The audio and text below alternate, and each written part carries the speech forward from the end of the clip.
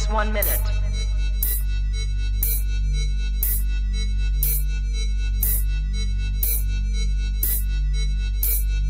T minus 50 seconds.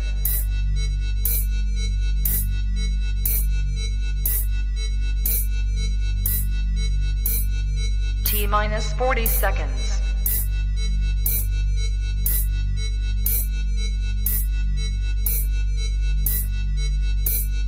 T minus 30 seconds.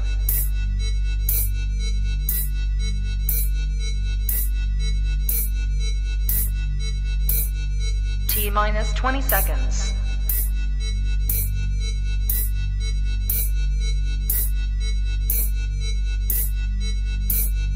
Ten, 9, 8, 7, 6, 5, 4, 3, 2, 1, 0.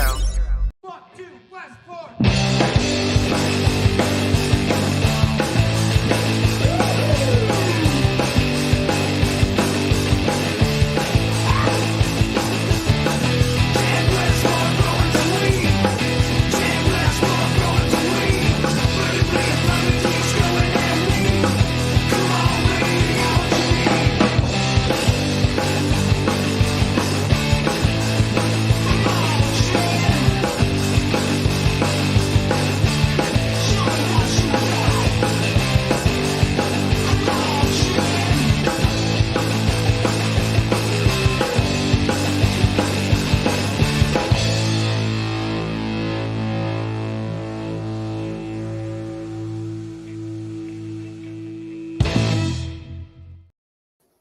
What is up, everybody?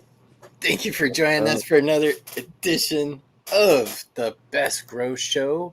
9 out of 10 cacti agree. That other one, he was a prick.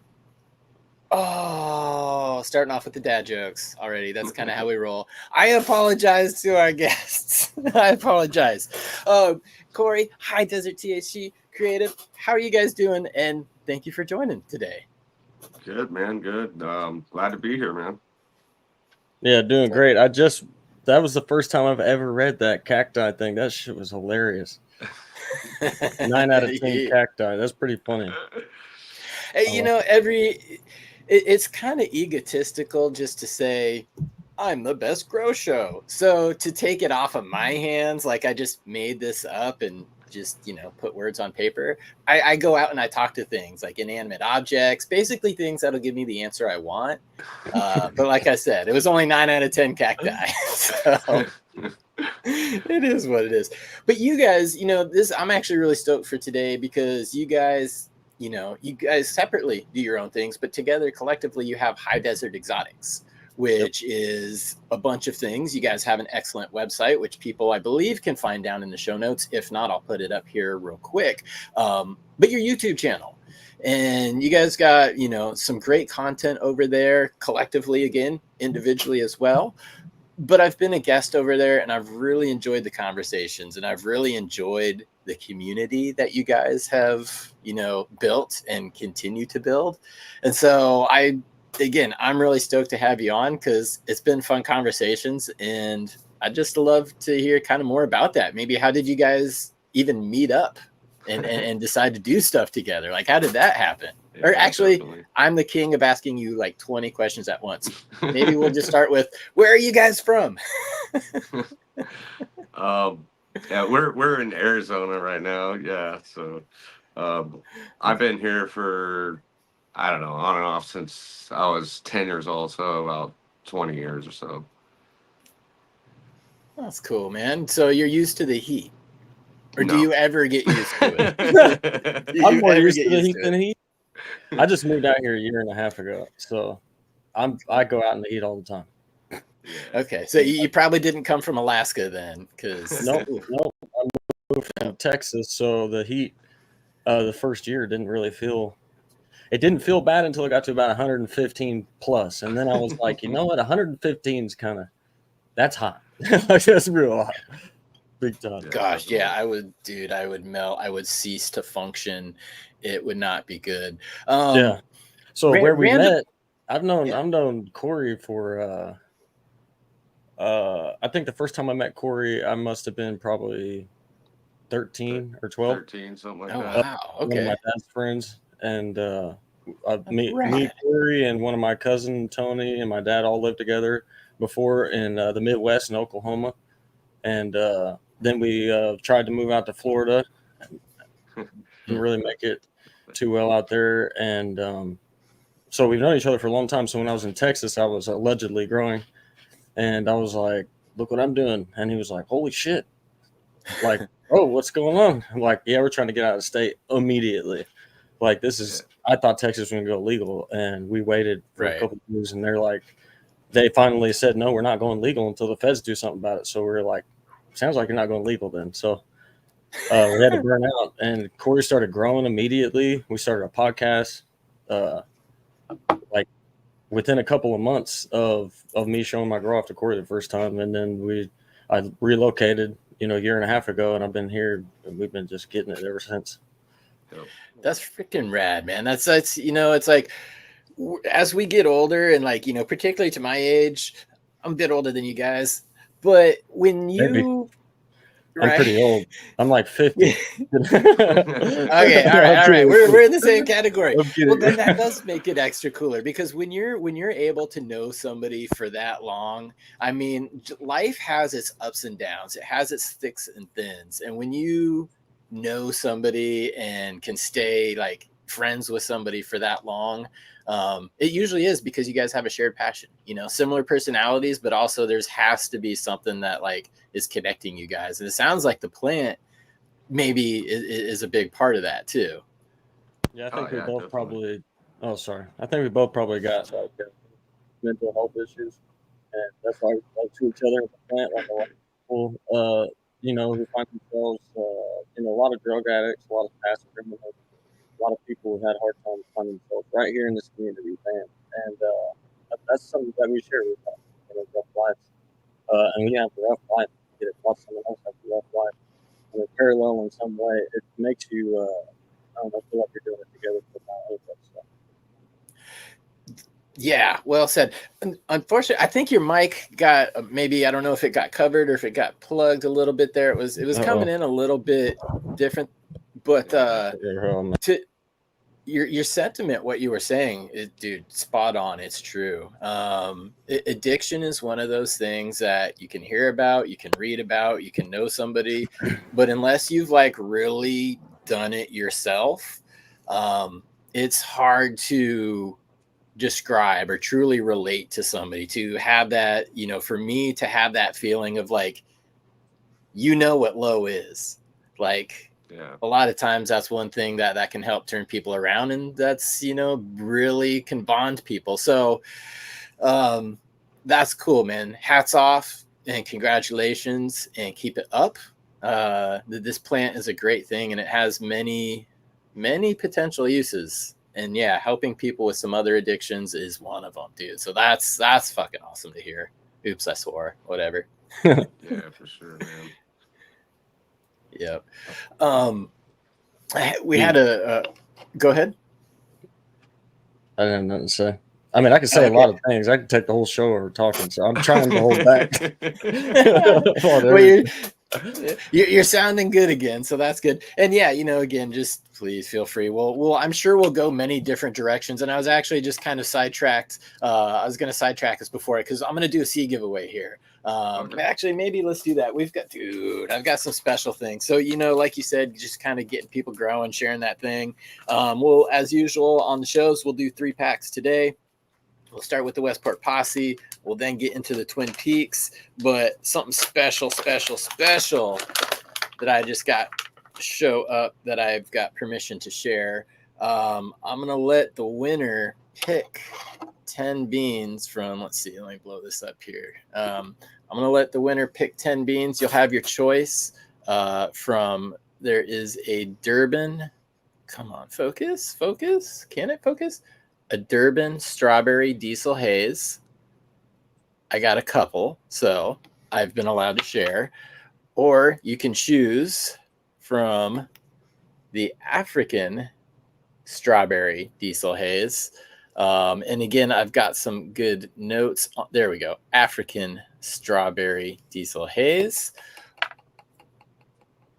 Good beans. And then again, or you could choose the Jamaican sour diesel haze. Like, yeah, we're going to get that towards the end of the show. That'll be the third one. But I do want to do a quick giveaway for the pack of the Westport's Posse, and I'll give you some more information on who gave me these and how to get those coming up here later. But right now, oh gosh, dang it. Sorry, guys. I'm full screened myself. Because again, this is the best grow show, and I have the best hair in the industry.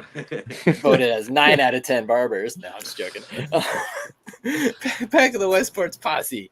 I'm going to go ahead and give away a pack of these. I'll put a word in chat, and this will be for US only. But if you're from Canada, please feel free to play. I've got a friend in Canada who will send some beans if you are the winner. It's not going to be the Westport Posse. But let me see. I got to type in the StreamYard giveaway tool into Google because I do all this stuff live and I don't have a producer. Yeah, we were doing it live too. We do live every now and then, but I think we like doing the pre-recorders because the lives are so difficult. I don't know how you keep up with the dialogue and then the what you're trying to get done, keep it all in there, and then smoke weed during the day. And it's crazy. Right. It's years of practice, years of doing it. I did, when I started on Future Cannabis Project, there was a producer, Peter. He was in the background doing all of the stuff for me, which was nice, but he also prefaced it with, you're going to be doing it one day. So, figure it out. And yeah, sometimes it's a juggling act. I try to catch everything in chat, but sometimes I miss things in chat. Yeah, Red Settler Farm says, we need a best hair competition. I'm in. He's ready to compete, Chad. Red Settler, he's ready to compete. Let's see. You got a video? Now that I actually have some competition, I'm kind of nervous. Like, dang, okay. No, you probably got everybody. It takes some time to grow hair like that. Yeah. We'll go with that, Red Setter Farm. We'll pretend we never saw that because you make me nervous. Good to see you in chat, man. All right, Westport Posse. If you guys are in the U.S. and you would like to win a pair of the Westport Posse, just go ahead and in chat type HDE for High Desert Exotics. I'm getting in here. Yeah, do it. Get in there. HDE. And if you're in Canada, you can still enter, but again, it's not going to be the Westport Posse. It's going to be something else, but probably pretty dang good. Now, and I'd like, because I always like to get early birds, people who show up early. I always like to give them a pack of something, so that's why we're doing this early. But we were also at a point to where I was going to like sidetrack us because this is just like the perfect comment, and I'm kind of curious, and I wondered it myself. Let me go over to the bubble here so we can see it. Cake in a Cup asks, question, why does Cory have the better camera? And if you look at us, like, dude, Cory's like HD, bro. I don't know what. My camera's supposed to be 4K. Like, my internet connection is good. What are you doing, Cory? That is so funny because usually I have the worst camera. No, I just, iPhone. That's all. Really? Holy crap. Oh, wow. Look at you. You got... Dude, I'm not even doing any trickery. I've got nothing cool going on. I actually have to bring all my stuff into this room to do the shows because it's right next to the router. I'm running. You got to be that close, man. Yeah, man.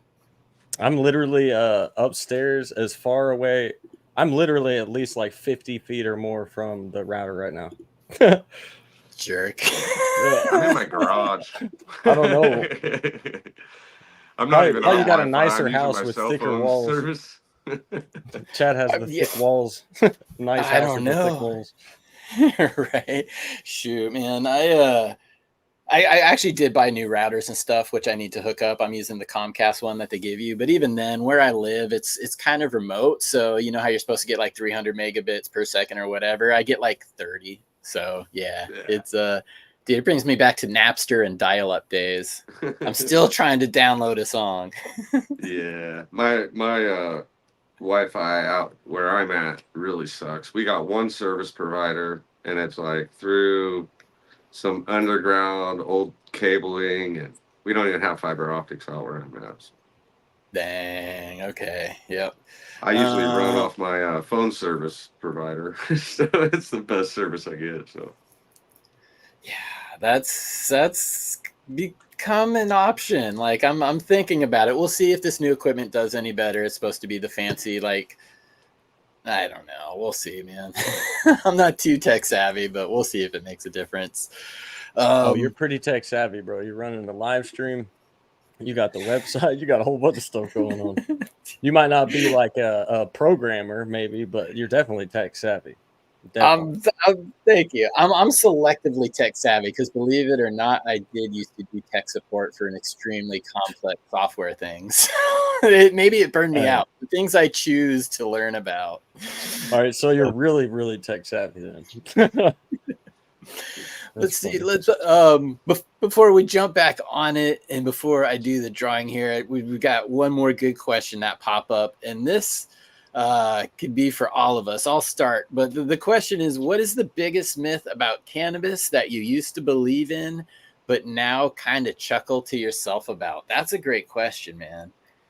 Because we've all, I'm sure, believed some kind of crazy stuff at one point because bro science. Some of it turns out to be real science, so you just don't always know which is which. Yeah, that's an easy one for me. Number one. All right, I'll let you hit that one first. It's just a quick one. I can do it in one sentence. Hydro is not the best in the world. I used to think it was. I used to think hydro could outperform everything across the board, but now I don't believe that at all. Cool. I think it does its thing with growth, but I think that other ways are more competitive in different areas. All right, we will come back to that when we talk more about growing, because that's awesome. Hydro is not one thing that I've done. Not with cannabis. How about that? Not done hydro with cannabis. Wow, good myth. Do you have one, Cory? Yeah, I always go back to that old school one where when you harvest your plant, you got to drive a hot nail into the stalk when you hang it up to get all the THC to shoot down to the buds. Yes, that. Oh, okay. That's awesome. That was kind of what I was thinking in my thought. So there was always the like nail through the stalk, or you split the stalk at the bottom because it was going to cause like a stress, and it does cause a stress, but not the kind that you necessarily want. But you also hit another one that I didn't think of that does make me chuckle now. But yeah, it was. You got to hang the plants upside down because the THC will then go to the buds. Yeah. Like, that was a real thing. That was why you started hanging them upside down. There's other reasons, but yeah, well played. Hopefully you guys in chat have some too. I mean, again, share yours. We got Andy, Ice Cubes on the soil. Yep. Desmond's like, too many to remember. Yeah, exactly. I see a question from Anthony All-Star, and we'll get to that one here in a second. But yeah, man, there was some crazy stuff out there. All right. Let's give away some beans. 125, again, US only for the Westport's posse. If you're in Canada, you can still win. Just let me know in the chat. Good luck, everybody. Here you go.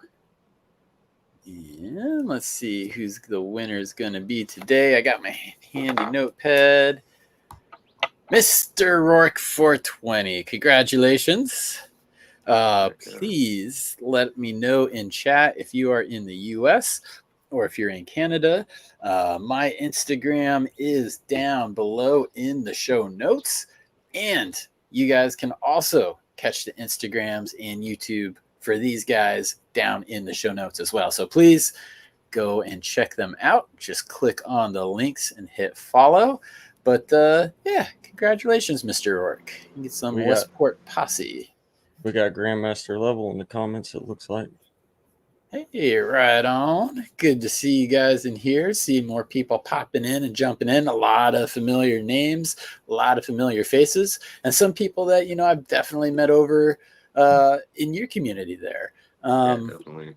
we did have a question for you, Creative, from Anthony. Oh yeah. Says, what inspired you to want to breed your own genetics, and what was your first cross or your favorite?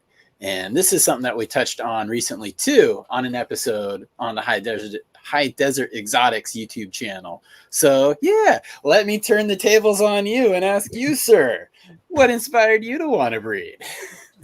Uh, the machine from iRegion. I literally had never had an idea to want to do anything like that. I was just trying to grow really good weed because I'm a big stoner, and I wanted to get into everything, just traditional. I want to do everything. But when I grew the machine from Irie Genetics, it was so standout compared to anything I've grown prior to that. And then, in my opinion, at the time, it hit my endocannabinoid system in a way where I was like, this is some of the best weed I've ever smoked, for real. So that plant, I was like, I gotta do stuff with this plant. This is a really good plant. And it all started with that plant. I still have that plant also, and it's something I regularly smoke. But it's all just that one plant, literally, that made me want to do it because it's so good. And then after I made some That crosses, it was just fun. So then you start learning, right. and I love learning. So It's a never ending. That's a beautiful thing about this. It's never ending. yeah, Um, never ending. yeah. Like No. you never And know anything. Hardly, it seems like every time you try to learn, AI teaches you something new someday. oh gosh, yeah, AI. Well, it'll be interesting to see how AI helps us understand what's in the soil because we understand less of what's in the soil than other things like space and what's underneath the ocean. We understand more about that than what's in our soil. Um, and, Oh and, yeah. and too, experience is a great benefit because going through different plants, when you come across that one like you did, you're like, whoa, keeper. It's head and shoulders above everything else. That was the Westport grape juice for me. Like popped it already in veg. I was like, you're special. And it just continued to stand out from that point. And that's the backbone of so much that I do. Uh, Cory, how has your hunt been when it comes to trying to find, that one that hits you in the special spot? What Yeah. stands out for you? I have a couple keepers right now. One of them is one of the crosses that Creative did. Um, it kind of has a story behind it too. The cross was with Krylon, which is Thug from bug. Thug Pug Genetics, and it's RS11 to something else I can't remember. And then that was crossed to the wrench, which was a worked line of the machine. So that stuff is super fire, and I got it in there now, and I may be doing some stuff with that. But for right now, it's a keeper of mine, and I'm getting ready to start up a project, a reg project, and so I'm going to be hunting that out. I got a bunch of beans from Brandon Rust that I won, Nice. and so I got Ooh. a bunch of F2s from him. So I'm gonna hunt through those and see if I can find anything out of there. Maybe find a good male and go from there. Do you remember any of the names? Because he's got some diversity in his catalog, but I know a lot of like the lime, like Limarilla, and then the blueberry train wreck, some awesome stuff. Do you recall what you picked up there or Yeah, were actually awarded? I got a bunch of the Limelight F2s, Nice. and then I have some Starfighter crossed gas, and then I think that's the main ones I have. I have some Bickett OG stuff Oh like that wow. too. So That's I, that's a really special one too. That and from everybody I've known who has grown it, they washed it and it's just amazing concentrate as well. So dang, right on. heck yeah. I love to hear about beans. Yeah. Um, Yeah, and, so that's my next go around right there. We're gonna do some hunting. that's cool. I'm looking. I actually have commercial weed in my hand. I stopped by the store to get my Some vape of it's cart good because though. it is. Not It, all of it, it that's for sure. yeah, not all of it. And the buds too, they're so dense it makes me a little suspect for PGRs, but it's one of the larger companies in our state. When we got started, they had great quality. It was a strain that I haven't seen for a couple of years, and it knocked me off my feet the first time I tried it. It was when I was actually working in the stores. It's still there, but it's a watered down version of what it once was. But I'm not sad that I bought it, and like I said, I'm enjoying myself some Rex stuff right now. It's You're called Terpy Slurpee. It's actually what state are you in? Terpy in Washington. Washington. Oh yeah, you're real Yeah, far away. Let's say yeah, if you're here in Arizona or California or something, you could slide through here and get some weed for free. right.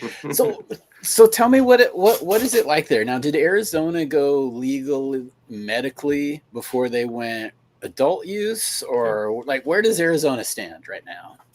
Yeah, Yeah. Cory. So I think He it was knows. like around 2015, I think.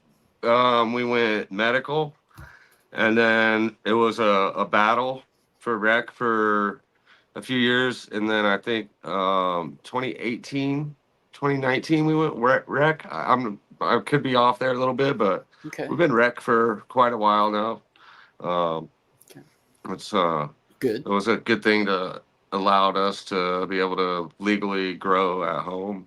You know, we can do 6 plants for one adult in a house, or you could do up to 12 if there's more than one adult in the house. Okay. Now, how do they qualify plants? Because that's always a tricky thing. In Washington, here, it's not technically a plant until it's 8 inches tall.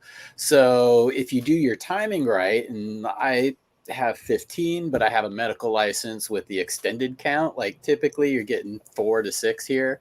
Um, so yeah, if you time it right, you can have 4 or 5 in flower and then get some clones going. But Pretty how do big gray they area. dictate? Okay. Yeah, it doesn't really Like what's a specify.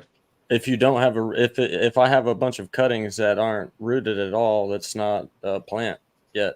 So then, um, a plant with roots on it though is a plant. So 12 plants is all you can have in general at any given time anywhere in your home if you're growing. Uh, like that's just how they do it. Doesn't matter if it's flower, veg, or anything. It's just 12. That's all you can have. Yep, Right. that's the way the law states. 12 plants. That's it. There's no. It could be a little Right. off on I like the there's somebody from Arizona. His name's True to the Movement, and he's the only real guy that's actually goes out here and tries to get things done. He's really true to the movement out here, and Yeah. Now, he's somebody you could have on here and talk to, and he knows a lot about the Arizona stuff and what's going on, and he's just all the way in it. So that would be cool. I would love those conversations because it's always interesting to see how legalization unfolds because yeah, there are a lot of gray areas sometimes because people who don't understand what they're doing just write a law like tetracannabinol or THC Delta 9 is banned. Cool. Everything else is good. So, like, yeah, yeah, interesting to find out how it folds out.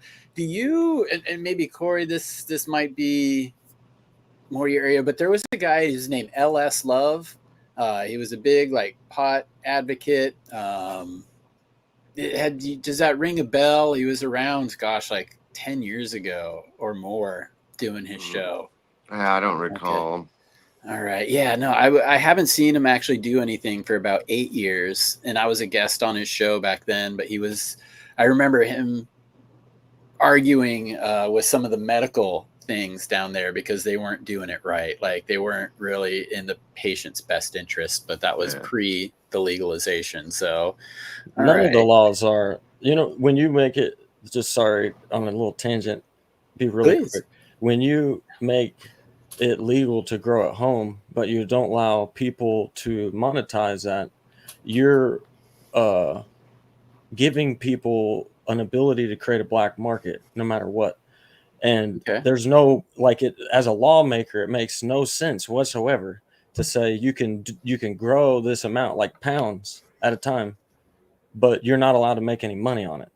that literally is creating a black market, and they know what they're doing. It doesn't make sense why they do that. Why wouldn't you capitalize on this market that you just made by letting people grow at home? And a lot of people grow now, all of a sudden out of nowhere. That all of a sudden, just out of nowhere. And if people could monetize that, then there wouldn't be as much of an issue with. I'm not saying black market's bad. Like I like the black market. I'll buy weed from the black market all day. That's just me though. It's Like, I mean, that brings up the interesting point though, because that's really the argument that a lot of lawmakers make to why we shouldn't have home grow, is because there's yep. going to be all of this product and they're going to divert it into the black market. And But- that's where like 6 plants come in. They're like, oh, well, you'd be fine with 6 plants. Dude, you could grow 6 little autos or 6 little plants, or you could grow 6 plants in a 10 by 10 room. Huge. So Well, they have a cap on the amount though. So there's only so Okay. much you can have in your house at a time too. So that caps how much you can grow. So like if you can grow 12 plants and there's a cap on the amount you can have in your home, there's your cap. You know what I mean? I haven't. And read Arizona about- does have that. Yeah, it's a cap. I know there's It is a a cap. there's a certain amount you're allowed to travel with, which is an ounce. Right. You can travel Yeah, and you an can ounce. gift an ounce You too. can gift an ounce. Stuff And you can like have that. up to 4 pounds Okay. damn. in your home. Yep. So if you Okay. grow over 4 pounds and you keep it in your home, you know what I mean? You better start Right. gifting that stuff away before. Yeah, you- ounce by Yeah, ounce. yeah. Boop, boop, boop, boop, boop. Here you go. We're good Yep. now. I can store this amount.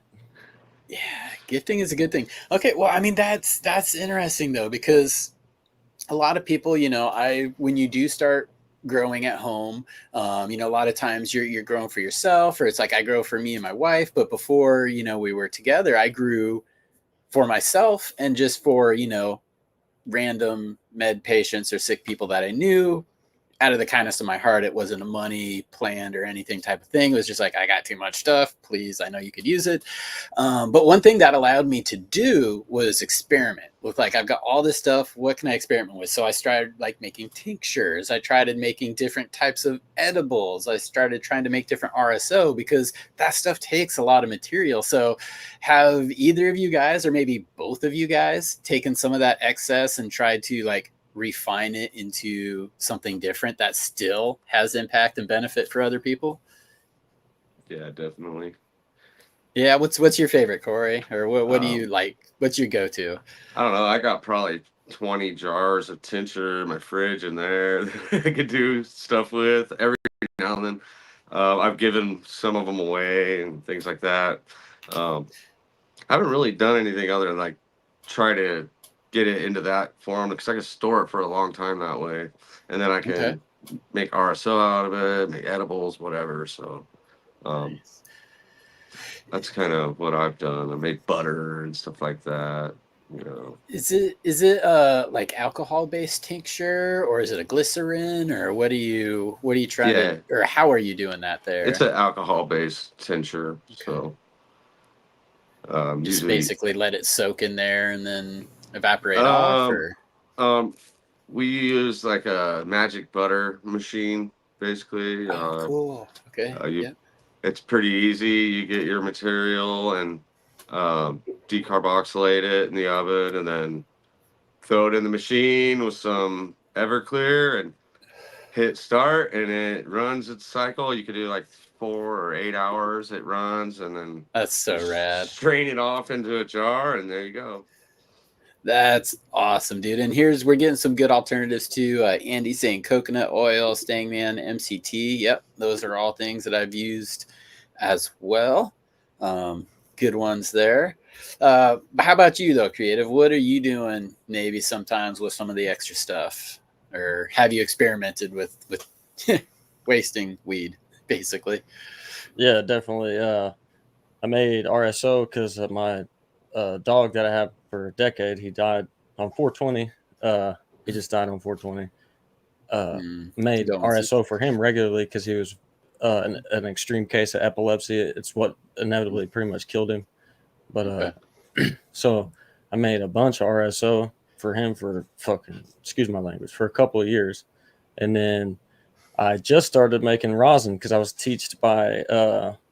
taught by Josh from Simpro, Simply Professional Formula. They're a local organic mineral nutrient company out here.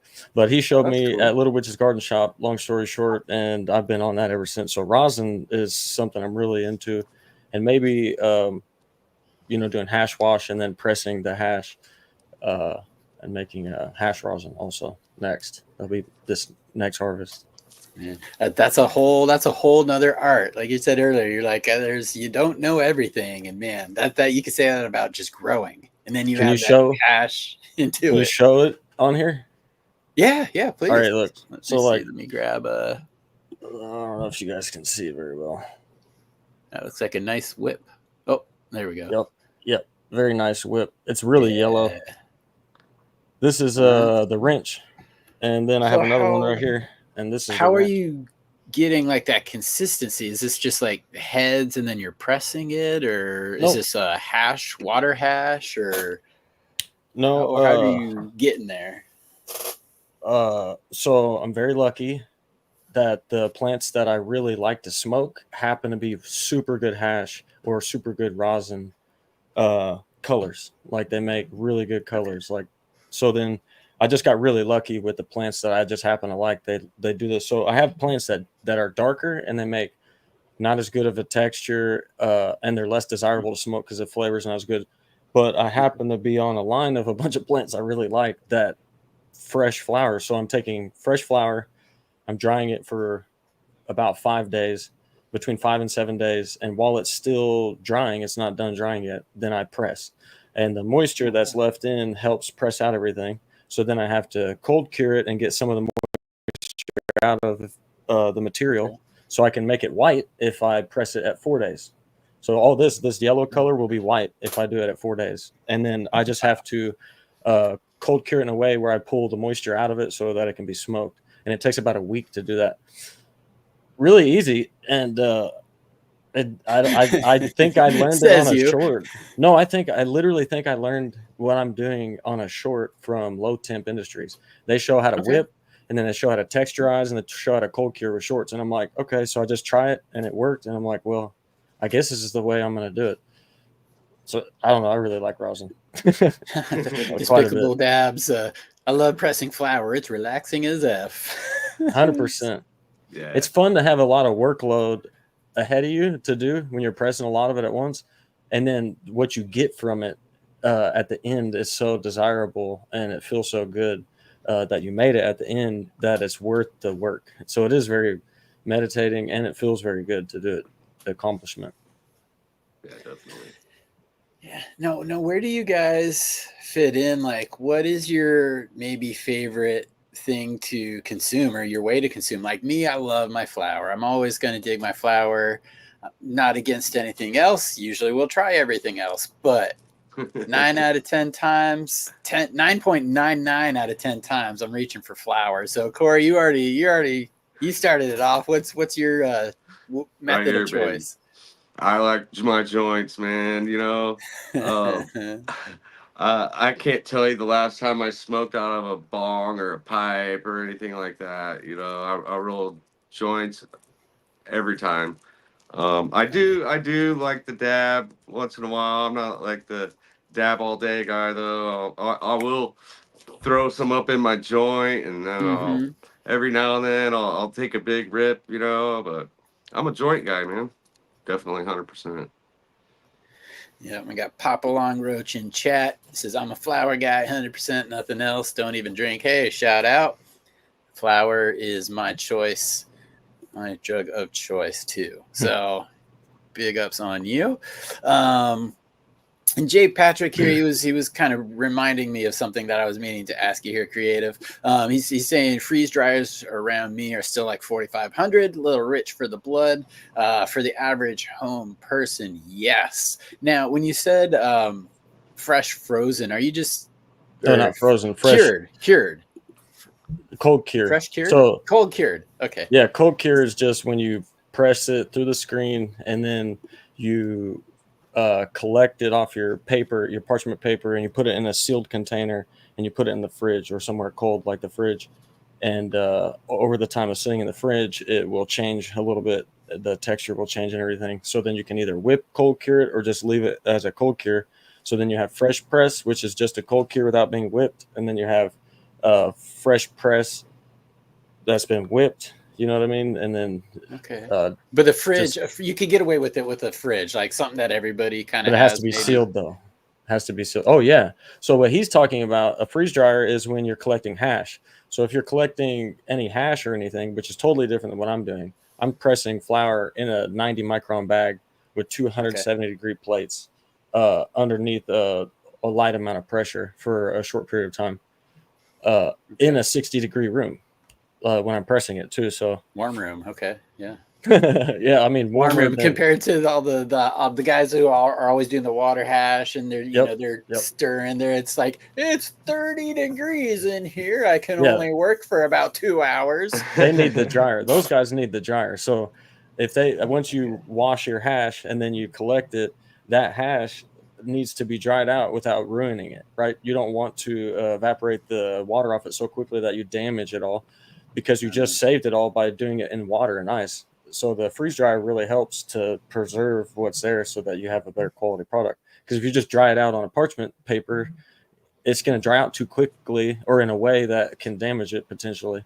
But if you do it in the freeze dryer, it does it the right way. Something to do with that. Other people will know, like probably Despicable. He's probably one of the guys. There is something that I'm going to do that I haven't tried yet, but I have a couple of the cartridges that I've gotten from dispensaries, and I find them really convenient and handy, especially if you're going out in public and then things like that, or you're just tired and you don't have time, you don't want to roll a joint, you grab your thing and hit it. So with the fresh press, I'm going to take some advice from Low Temp and attempt to make my own cartridges. So I have to where I can just grab one of them if I need to and hit that thing and be a little discreet if I'm out in public, things like that. So wish me luck. That Good would be luck, cool man. as hell. Yeah, that would be cool. And you hit the nail on the head. That's why I buy them too. Well, one, it's how I can get the highest dosage of THC, or not THC. It's in there too. But CBD for me. It's always a 40% 1-to-1 CBD THC pen. But also too, the town that I live in, again, it's small. We're in a legal state. We went same time as Colorado. It's been over a decade. If I'm in Seattle, I'll light up a joint. If I'm not on a freaking playground or whatever, I'll light up a joint. No worries. No problem. Here, hell no. Not even on the beach by myself. So, yeah, pens are handy.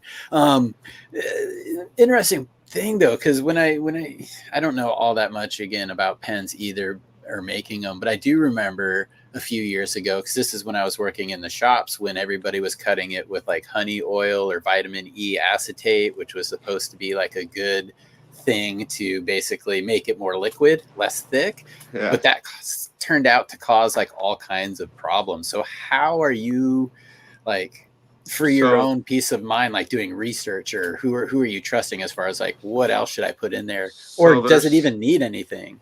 Yeah, so that's my thing. Like the stuff you get from the dispo or whatever is cut with something, to thin it out or something like that. Sometimes I put fake terps in there and things like that. I don't want that. Yep. I want to smoke my fresh press rosin, you know what I mean? Yeah, So you don't have to do anything. with Low Temp, the way how they do it is you get your pressed flour, you cure it, and then what you do is you decarboxylate it in your jar, and it thins it out to where it's like a liquid. At that state, you fill up your cartridges with it, and then you hit them again in the oven for just a little bit, real low temperature, and then that's it. You're just got your cart and you're ready to go, and you got fresh live rosin in a cart. It's like the exact opposite of the cold cure. One makes texture and one takes all the texture out of it, turns into oil. Yeah. Dude. So that there's so many like mind-blowing techs and techniques and goals when it comes to concentrate. And like I've, like Mila Jansen talked to just like pure purist hash people that concentrates, it's not hash to some people. But then there's all the like new grow Pez Bros one that I can think of that just is like pushing boundaries with how this stuff gets done. So yeah, sorry to like trip out there for a second, but there's so much different tech going on here. There is some things I'm gonna have to experiment with it being not cut. I may not be able to do a whole gram cart, a whole 1 mil. I may have to do just half gram. They may clog up. I don't know. That's just some stuff we're gonna have to figure out. The heating element in it. I've never experienced a full gram cart as a good cart. A half gram cart will stay good through the whole half gram most of the time, but something to do with that. Most of those little carts, they're not made to last that many hits, dude. Like it's retarded. A gram of rosin will last a long time in a cart. Oh yeah. I got one from the Soul King. The Soul King has one. I forget the brand of it. It's a rosin cart. Jeez, that folded me. And it lasted so long that towards the end of the cart, I had it for so long, it ended up starting tasting weird just because I had it so long. Wow. I was gonna say that almost sounds like a challenge. It takes so long to smoke it. Oh, really? I like this thing. I like the Dr. Dabber XS because it's totally temperature controlled. It doesn't just heat it up to a temperature. It actively adjusts the temperature. So if you put a little bit in there, it still does the right. If you put a lot in there, it still will run it right. So it's the same hit every time. And it's very clean. It goes through water. And you can put like just the tiniest amount, like a grain of rice in here and get a full-blown dab off it. So that's what I like. It's really clean and healthy. But I smoke to iterate on what you were saying earlier. For my side, I really like just smoking joints like you guys. I'm old school as hell. But when the joint don't hit me as hard, I go to this thing. Yeah. I start having fun. And then I come back to the joints, and the joints just like, I'm like falling in love again. Like, yeah. Because the joint hits me in a really, body, makes me relax a lot more. This hits me in like a real edgy, like you're drinking coffee high. It does. I do myself experience a different like effect from them and different duration from the two. So that's kind of also helps me like draw a distinction or a line between the two, because some people just blend it all together. THC is THC. But no, I'm glad you say that because I do, and they both have their pleasures. But yeah, I get that as well.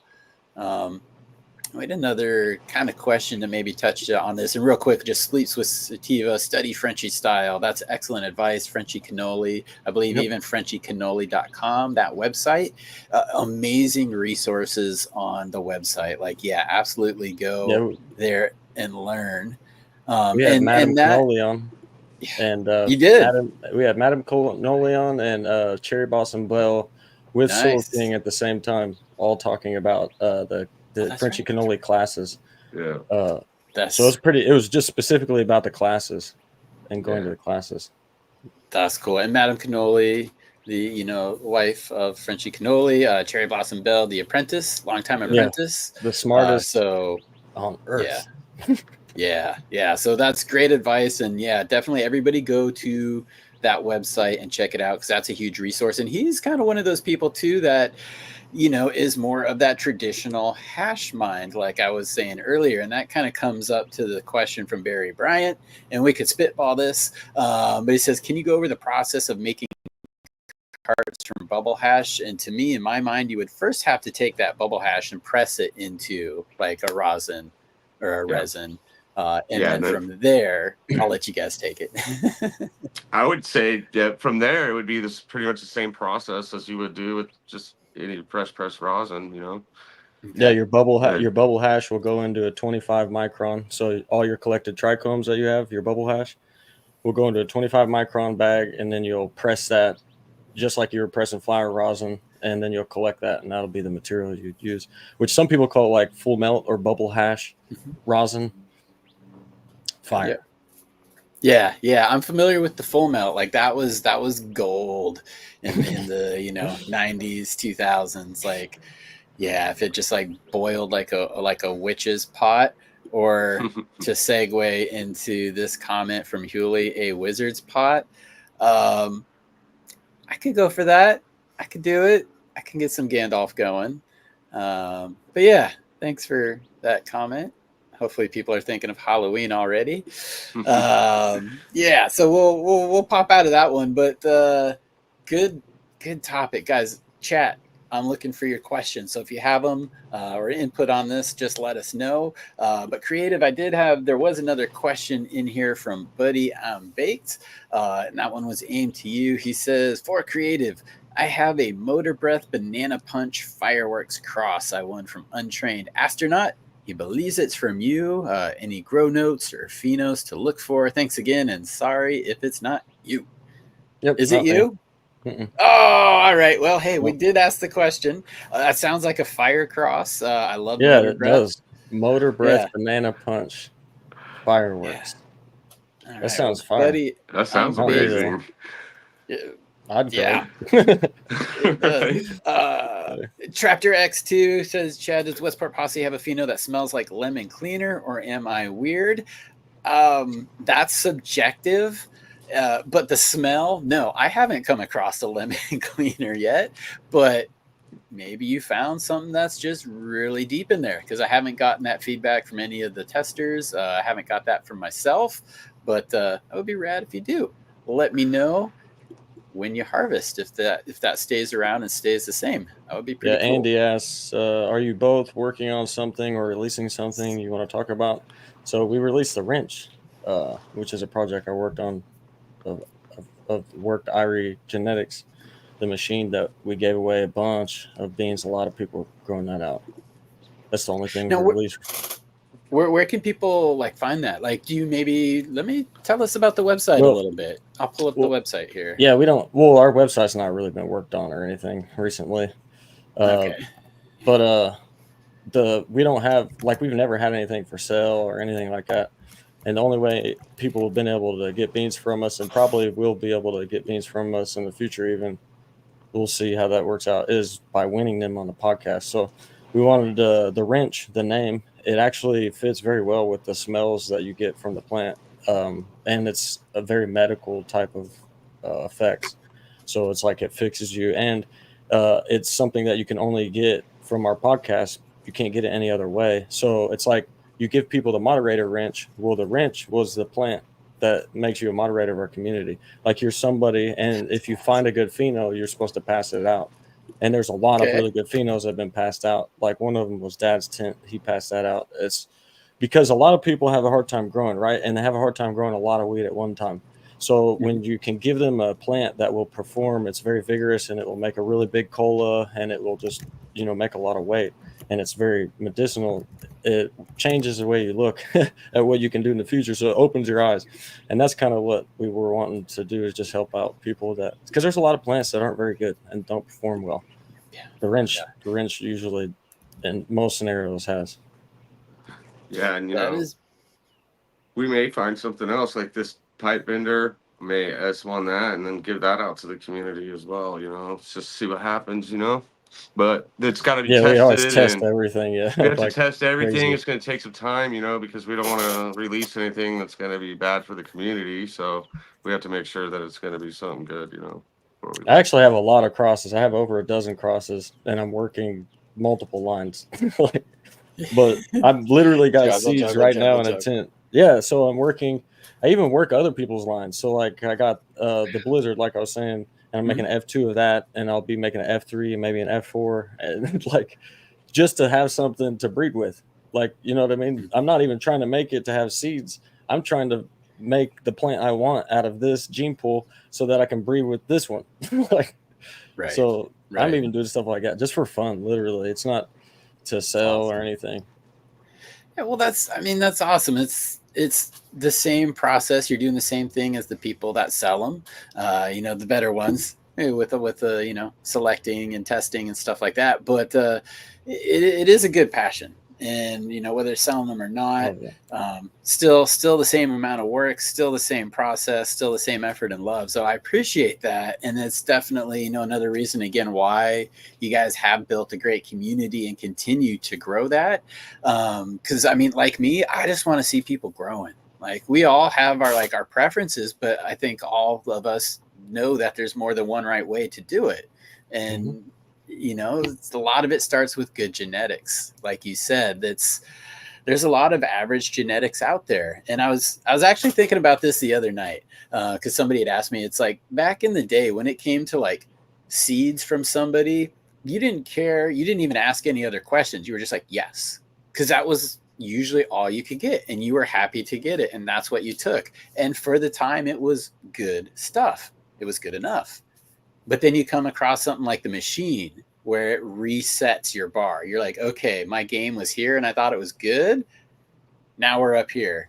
So it kind of ruins everything, but that only comes with experience. So if we can start people up here with good genetics, man, hell yeah. Yep. Because the machine from Ivory Genetics on his website says it tests 30% THC.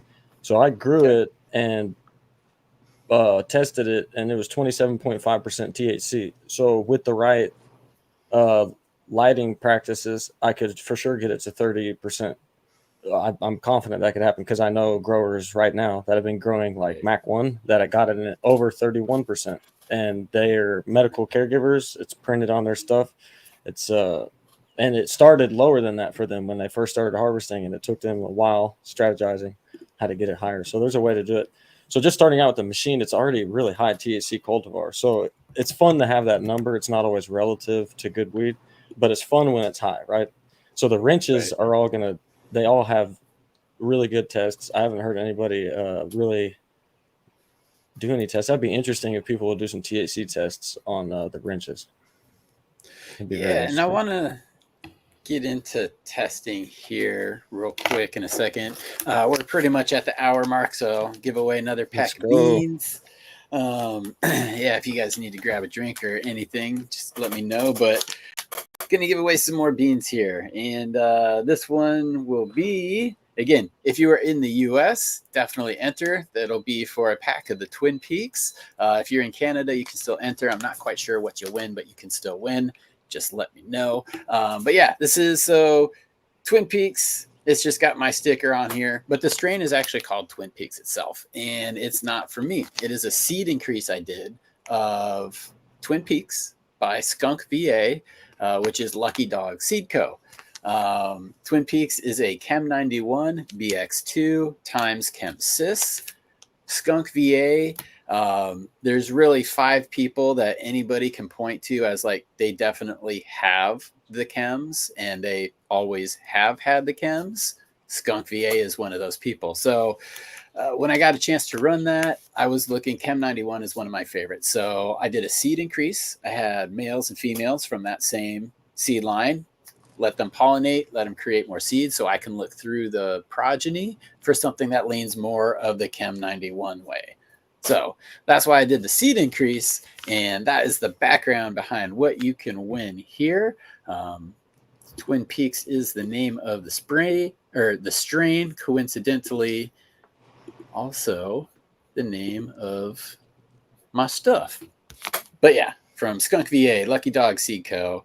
just released a Twin Peaks V2 a couple of months ago. He took that Chem 91 BX2, took it to a BX3, and was happy with it, crossed it with the same Chem Cis, and that's where he got the Twin Peaks V2. But so yeah, go ahead and type into chat.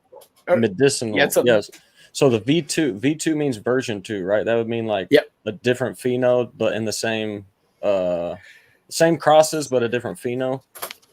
Yeah, so sometimes, and this is where a lot of strains can change over time. And I know this happened to Sensi Seeds in the 90s, but they took like an Afghani #1 and a skunk #1, crossed them, and created with those specific parents something special that the world loved. Now, they lost those parents, but they still had an Afghani 1 and a skunk #1. So they crossed those again and put it out under the same name. but everybody post 90s is like, this isn't the same thing. And that's kind of the similar thing here is he took the BX2, reworked it to a BX3, which he was happy with, and then crossed it back to the same ChemSys. So it's actually a different parent, but it's the same line. Like he could have really gone a new name, or he could have said V2 with it. I don't Yeah, think. there'll be a little more variation in it, right? Even though it's like back crossed so many times because it was back crossed to a different parent, it could add more traits to it. Yeah. And he should have. I mean, with the BX2 to the BX3, which is a back cross, for people who are like, what are they speaking? Just back crossing it. That should make it more stable in expression, so less expressions, more locked in on a specific target. But not always the case. And like you said, yeah, sometimes there can be a little bit more coming out of it, but he ran it, tested it, liked what he was seeing, and thought it was close enough to kind of stick with the same name, but just a little bit of an upgrade to throw a V2 on there. And actually, I hope to have him. He was on with Kevin Jodry and Dutch Blooms maybe a month and a half ago, talking about some elite clones, tissue culture, the Grateful Head LLC. But I'm actually going to hopefully have Skunk VA back by himself, and that's definitely going to come up as a topic of discussion. So I'll be able to get a better answer, but that's kind of how I understand it for now. That's what I was thinking too. Because in my mind, because if when you have like if you have two people and they have kids, and then you have two other people that are brother and sister of these people and they have kids, these kids are a little bit different populations of kids. You know what I mean? Like these kids look different than these kids, even though they're all related. So that's how I was thinking about it. It's like, okay, so maybe you do a back cross, or you do a cross with the same, like I have apple fritter, and say I have 4 apple fritter seeds, and then I lose one of the ones that I made this project with. So I use this other one to back cross it with. This one's going to have a different population every time I breed with it compared to the one that I started with. Might be similar, some of the stuff, but they're different though a little bit. Very interesting. The V2s are very interesting to think about. Yeah, and there's so many variations when breeding. There are, and there's Rotten Skateboards. He always likes to say nuances, and I couldn't think of like a better place to like plug that in. It's like, nuances, man. There's just so many little nuances to this that shoot, I'm sure that's why we both love it. And we got 157 entries. People are ready for this one. Crap, man. All right. Well, yeah, we got 158 already. Let me go ahead and hit the button on this one. And again, guys, we're still going to have one more bean giveaway, because I always like to do at least 3 on the lives. And that was for those special haze crosses that we have. And again, I will be putting out more information about these. I'm not 100% sure the author of the work had wanted everything public. He's totally sent me some good descriptions about them. So whoever wins, whichever one you choose, I can get you description. He's also offered like full write-ups. They have been grown indoors, which was my first question. Cause I'm like, woo, African strawberry diesel haze, Durban strawberry diesel haze, and Jamaican sour diesel haze. Those sound tall and long flowering. So I'm like, have you grown them inside? And absolutely, he has. And dude, these, my mouth like is still watering when I'm thinking about what's in my hands. But nice dude, sent me 100. And again, I will be putting out more information about these and the origins of them as soon as I am fully confident that they're okay with that. I'm still a little unsure, so I'm not going to quite pull the trigger on it yet. Nothing worse than telling everybody where to find somebody that doesn't want to be found, right? All right. Where's Waldo? You remember those books? Oh, I love Where's Waldo books. Man, yep. I remember those in grade school, man. Everybody in the library was trying to check that book out. I know, but they should have checked the local hotel, because Carmen Sandiego was Yeah, Wrong right. path. All right, let's give away some beans here. We got 168 in there. Sticking with my immature nature. Can we get one more? Can we get Here, one I'll more put it in person? there. Yay! All right, type in medicinal, and then I'll hit this wheel, and we'll have fun. And again, so yeah, we'll have one more drawing coming up, but this one is for the Twin Peaks. There, Thank you for 160. that. We're at 169, 170. We were there Oh, for I a win minute. it. All right. Good Good luck. luck, everybody. And then again, just let us know in chat if you're US or Canada. Trip blunts. I thought it was going to be despicable for a second. Trip blunt. It's always there always is a pause, man. It's like Yeah, a that was heartbreaker good. pause. I Every almost time. said the name too. I thought it was him for a split second. That was good. Trip Luntz is stoked though. He's like, I love that pause. Like builds Yeah. the suspense for him. Hell, So Trip yeah. Luntz. Oh, that's even better. It made it so much better. The little suspense for the split second, and then you win. Yeah. Oh, Oh, yeah. I've won a couple of gosh. these before. I won one from you. That's how I got the chud that I have right now. Nice. My keeper chud. Nice. It's literally Hell the yeah. shortest, stockiest plant that I have out of all the plants that I grow. She just does her thing. Zero trellis, no help. She don't need anything. She don't mind if she grows on a little bit of light or a lot of light. It still makes very similar sized buds. It still stacks. It's pretty funny. Like not too many plants act like that. Some plants need a lot of light or else they won't perform well. That one, I haven't even grown it underneath a lot of light yet. It still performs well. It's funny. Oh yeah, you're like there's still room to like turn it up to 11 on that. Thanks for growing her. Because yeah, keep growing it.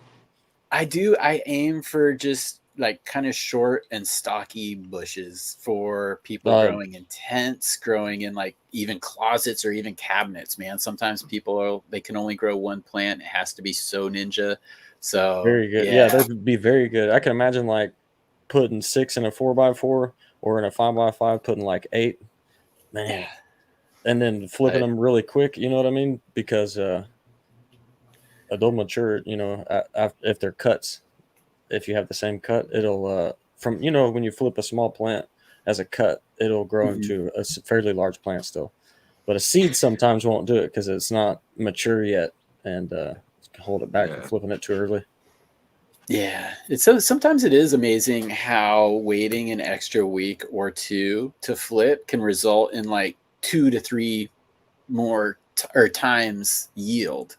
Like there is. It's like traffic. Sometimes, man, you can leave like 10 minutes later, but get there 20 minutes earlier. Sometimes. What do you guys like 100%. To do as far as like flipping into flower? Do you go off of like a date? Do you go off of like a height? Do you go off of like, well, the space is open now? Like, Cory, what do you do for like when am I gonna flip the flower? So like Gray was saying, it depends if it's from a seed or a clone. From seed, I like to see maturity in the plant. I want to see the sex. I want to see some pistils. I want to have good structure. I want to have good training on it. And then as soon as that happens, I'm ready to go, and I'll flip as soon as possible.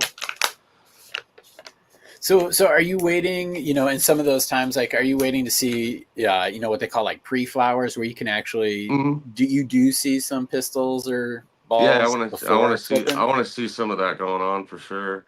That way I know for sure the plant's mature when I flip it. Right. Mm-hmm. It's a very good point. That's something that I have heard as well. It's like they need to be sexually mature enough to be flipped into flower because they'll initiate flower faster and stronger. Yeah. And then that's kind of the ideal way to do it. Obviously, you're trying to have a perfect grow or whatever, but that doesn't always happen. So you may run into something where you can't flip yet, and you got to make sure that plant is healthy in time to flip it. So you may end up having to wait a little bit longer, a week or so, to recover an issue, make sure that plant's ready to go. Other than that, as fast as possible once it's mature. Yeah. Do you do any training or like defoliating right before the flip, or do you give it a couple of days after, or do you wait a week, or have a preference there? Yeah. So once I start getting a good amount of foliage, I'm gonna not let the plant get too thick. So I want always to breathe throughout its life and everything. So I'll constantly be doing that. But I want to say about a week before I flip, I'll do a good lollipop underneath and bring all that up and get off any suckler little tiny Yeah. things that ain't gonna do anything and take energy away from everything else. So I'll clean it up real good right before I flip. About a week or so, because then you give it a little bit of time to recover from any kind of stress you may have caused doing Right. all that to it and roughing it up, and then um, putting a trellis on it and all that. So Mm-hmm. Bending the branches and stuff. yeah, give it a No, little bit, give it a week or so, and then flip it over. yeah, I like that. That's pretty much what I like to do as well. Is kind of do it about a week before, let it recover if it needs, and then smack it into flower. One thing that I don't have to deal with, that creative you've dealt with in Texas, I imagine that you probably still deal with in Arizona, bro. What's up with the heat? Like, how do you deal with heat? Do you keep like a cold room? Do you keep the tents chill? I know people in Las Vegas that like I don't grow in the summer. So like, how do you battle the heat? Well, Because it's so too hot down there. all right, in Texas is different because the humidity on average is much higher by a Oh, factor of like 3 or 4 damn. average. Okay. So Damn. then, unless you're by the Paladora Canyon in Texas, it might be a little drier in that area. Maybe, I don't know. But where I lived in Dallas, it was high humidity. So the temperatures there, it was hard to grow in the summer. Very difficult. It's always a struggle. The house never stays 70 degrees when it's 100 degrees there. But here, because it's so dry, if people didn't know, the drier it is, the easier it is for your AC to cool air, because the more moisture in the air, the more stuff that it has to cool off. So if you have a Okay. very low amount of moisture, the AC will work very well. So here, the ACs are very efficient when it's dry. So it could be 115 degrees out and it'll be 70 in the house. And then I can have multiple grow tents with in flower and everything, and it'll get maybe 72 in the house when it's above 115 out still. So it doesn't really, the tents never get impacted. But the grow room, on the other hand, with the big lights is a big deal. I have a 1400 BTU dual hose Whitner AC, and then I have 2 vents that plug in from the HVAC in the house that are, Wow. so when it's really hot, they're blowing all the time to keep the house cool. And so those with the Whitner AC will turn on every now and then. It doesn't turn on very often. But between all that, that's what keeps it cool. It's really not a problem. The hotter it is, the easier it is for me to grow because the AC is running more here. So the Right. more the AC is running, the more AC I have capacity in that room. So Is this it? winter will be, when I go into full flower, I won't have the AC cooking all the time. So that Whitner AC will be running all the time, trying to keep up. Oh wow. Do you see much of a price difference in between the power bill between like summer and winter? And I almost would think, it's specifically for the plants, but it's not. Like if I was living in 115 outside, I would have my inside the same temperature, plants or not. But do you see a big difference between winter and summer there? Oh yeah, big 100%. time. Yeah. Double the amount. The electricity bill is double or more. It'll go from like 380, 400, and then it'll go up to 800, sometimes 850 a month. That's Yeah. where we're the opposite. My winter months, like that's when I get the $400-$500 power bill, which is the expensive one. The summer Mm, is actually when it's like perfect. Like I don't have to do Yeah. shit nice. in the summer, but It's winter I nice. gotta heat stuff. Yeah, Yeah. that's Yeah, a we don't game even changer. use the heater here. Last year, I don't even think we turned the heater on at all. It just stays Yeah, good in the house. So I don't know. it's Uh, like I think the Spider AC Farmer. I've ran got all winter. yeah. They sent me a couple humidifiers. I'm like, I run a dehumidifier. The one I have now has not stopped in 10 years. I don't need a humidifier. Like I'm I know the quite the feeling, bro. opposite, Yeah. actually. I know the feeling. I'm always juggling between the small dehu and the big dehu, depending on how much plants are in the room. And Yeah, yeah, yeah. it's a thing. That does make a difference, which is crazy. But I mean, sometimes when people have packed tents and they got that humidity spike, it's because of the transpiration and the wet soil mass. So stripping some leaves, letting it dry back a little bit, maybe you can drop those. And it's always when it's closed, for the evening, lights off, tends to be higher humidity in the tent. Do you guys have to deal with much of a swing there in the humidity? Dude, like for me, like I said, we were talking earlier, I'm about 70 miles or so north of Phoenix. So my climate up here is a little bit different. It's a little more, we get a little bit more moisture. There was a couple days this year we hit like almost 90% humidity, You right? guys get a lot more moisture. So I'm used to being like not having to run a dehu or anything like that. I'm usually trying to dump humidity, or Right? dump humidity in, Opposite not get air. rid of it. So I got my 8-inch AC Infinity just dumping, dude, as hard as it can all day long. But yeah, summers, it just depends on where you're at, I guess, and your setup and all that. Like my grow room is built in the garage, so it's its own little environment on its own. So you know you got different challenges ahead of you. Sleep All kinds of them. Sleeps with Sativa says, "Why don't you have snow on your roof on one side of the house?" that is like the most dead giveaway. I love it. I And went through that in Dallas the year Oh, before we moved. no. I literally Really? our roof had no snow on it, and everyone's had it. Literally, I'm not even. I swear to God, I'm not lying. How long did it stay that way? Because I mean, there's always that It was first when time where you're when it like, snowed. "Oh, that's not good." Oh, that's true. Yeah. I guess it doesn't snow every year in Texas, does it? No, it just that year when we were in that specific house, because I was ducting through the attic and I didn't have insulated ducting going all the way out the roof, so that it was dissipating heat all the way down the vent through the attic, and the attic would get to like 110, 120, which the attics there are totally insulated, so they don't never get hot. So ours is hot when it's not supposed to be. I'm pulling up That was funny. Jonathan Rice, John here. He is just the ace tester, man. He is so invaluable. Good dude. He's been running my gear for years. He says 81 with 35% humidity. This is the most like closest to normal thing, John, that he's had in months. He just got a fan for his greenhouse. He's growing the No Joke right now. He's growing Westport Posse and a couple other things too, but he's got the No Joke outside.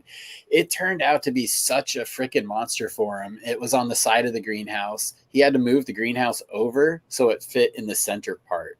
And then he was like still bending it down, still trellising it out. Like the thing has just taken off for him. But I bring up his temperature. He is typically over 120 degrees and under 10% humidity every day until he got that fan. Like it's a joke between us. Like he sends me pictures and he posts on his Instagram too, just pictures of his like the hygrometer every day that has the highs and the lows for both. Dude, I personally couldn't live in those environments, but this plant for some reason is just freaking thriving in like 120 plus. It's crazy. But I'm just mind blown. There's a bunch of growers out here that do that. It's crazy. Maybe not like that. That's big, but in the temperatures with the humidity, people grow and here like crazy and do very well. It's when I moved out here, I was like, that's not possible. And then after I seen it, I was like, oh, that's actually very crazy that people don't grow out here. Big grows outside. Yeah, like every day that plant is still thriving and he sends me more pictures, I'm just like, that I can't explain it. 120 Keep doing it. In the greenhouse, 120 in the greenhouse.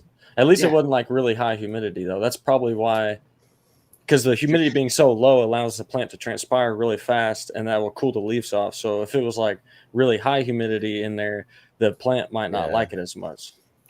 No, What do you it think? was going up. It was going back up to about 70% during the evenings, but yeah, probably the heat of the day. You're right. It probably was so low, and that you got to be really on point with your nutrition, because if there's too much salts in that soil and it's drinking that fast, you're gonna Osmotic cause a pressure. toxicity quick. But he's got one of those cool like tea pokers that you just like step on and it goes into the soil, and he attaches the hose and it just floods the root zone from that. Stems are like this thick on it. It's like, I love John.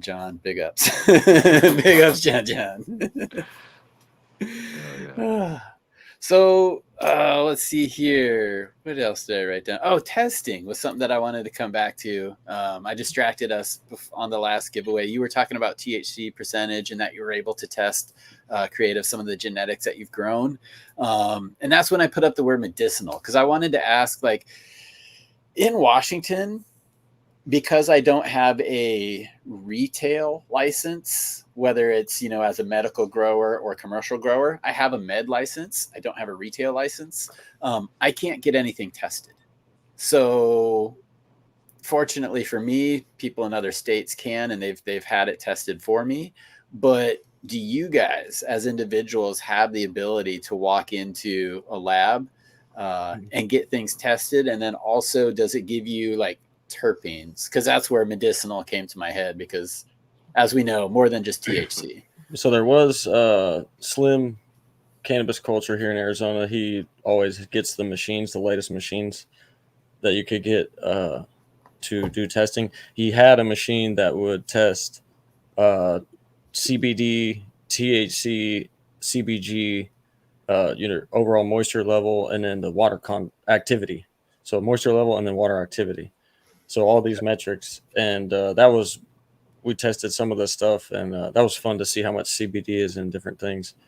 It's very interesting.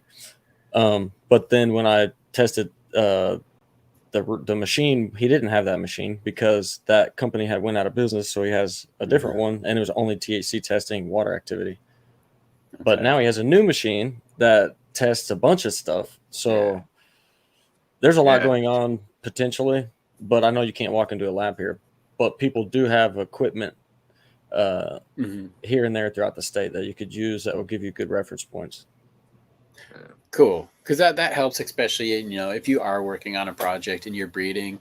And I mean, for me, it's not so much of the sense of what is my THC percentage. It's more of what is my CBD? What is my CBG? Exactly. Do I have minor cannabinoids? Is that like the reason why I gravitate to this one or not? Because exactly, that's what's cool about the new machine. The new machine Slim just got looks really cool. It tests all your terpenes. It gives you all your terpenes that are in there and all that stuff. So plus all the other stuff too. So that's what was interesting about Snowplow. Me and Cory both grew Snowplow #1 and both got it tested at the same time, and it tested identical, even though we grew it differently. Okay. Like it's kind of the same but differently. So we're different growers, right? So then that was pretty cool. But it was 2% CBD and 2% CBG, which is very high.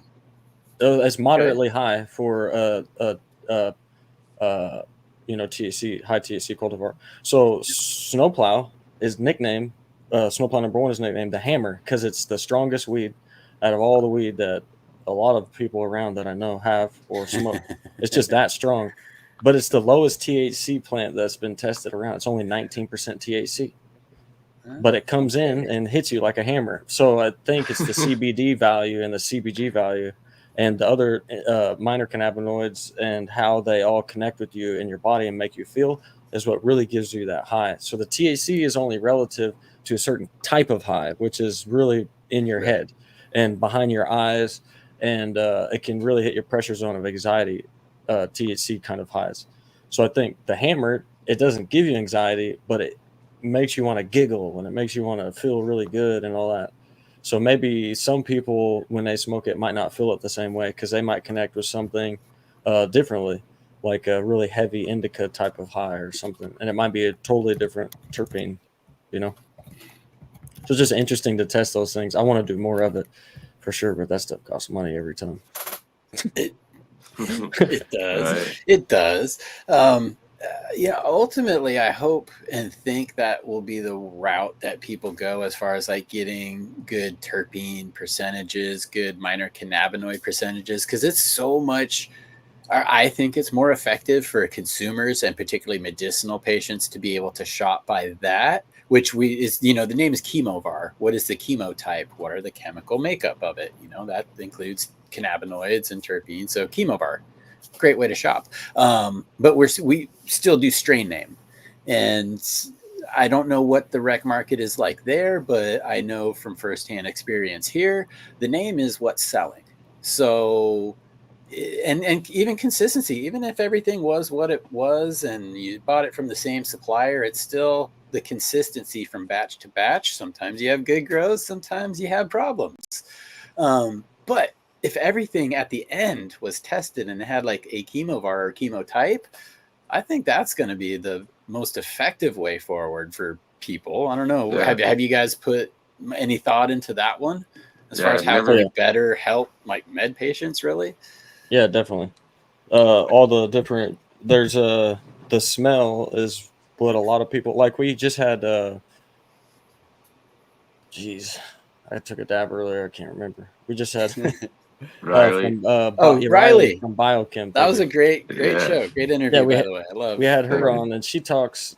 She has had many different things she said, and one of those is the smell. Right, the smell is really important for you, and the medicinal. If it's very appealing to you, the smell, and it stands out compared to other ones, that's probably the one. There's a reason why. So you should figure out what the terpenes are in it. You know what I mean? The actual name of the terpenes that make it that smell, and then that's what you're saying when you come up with your uh, uh, idea to go find the things that you want. You need to know exactly what chemical compounds are things that make you feel medicated, because some of them will make you not feel medicated for sure, 100%. Yep. Some things in the plant you won't agree with, but Right. it's just better to know these things. So yeah, it's interesting to get to that, but it takes a lot of money. So Yeah.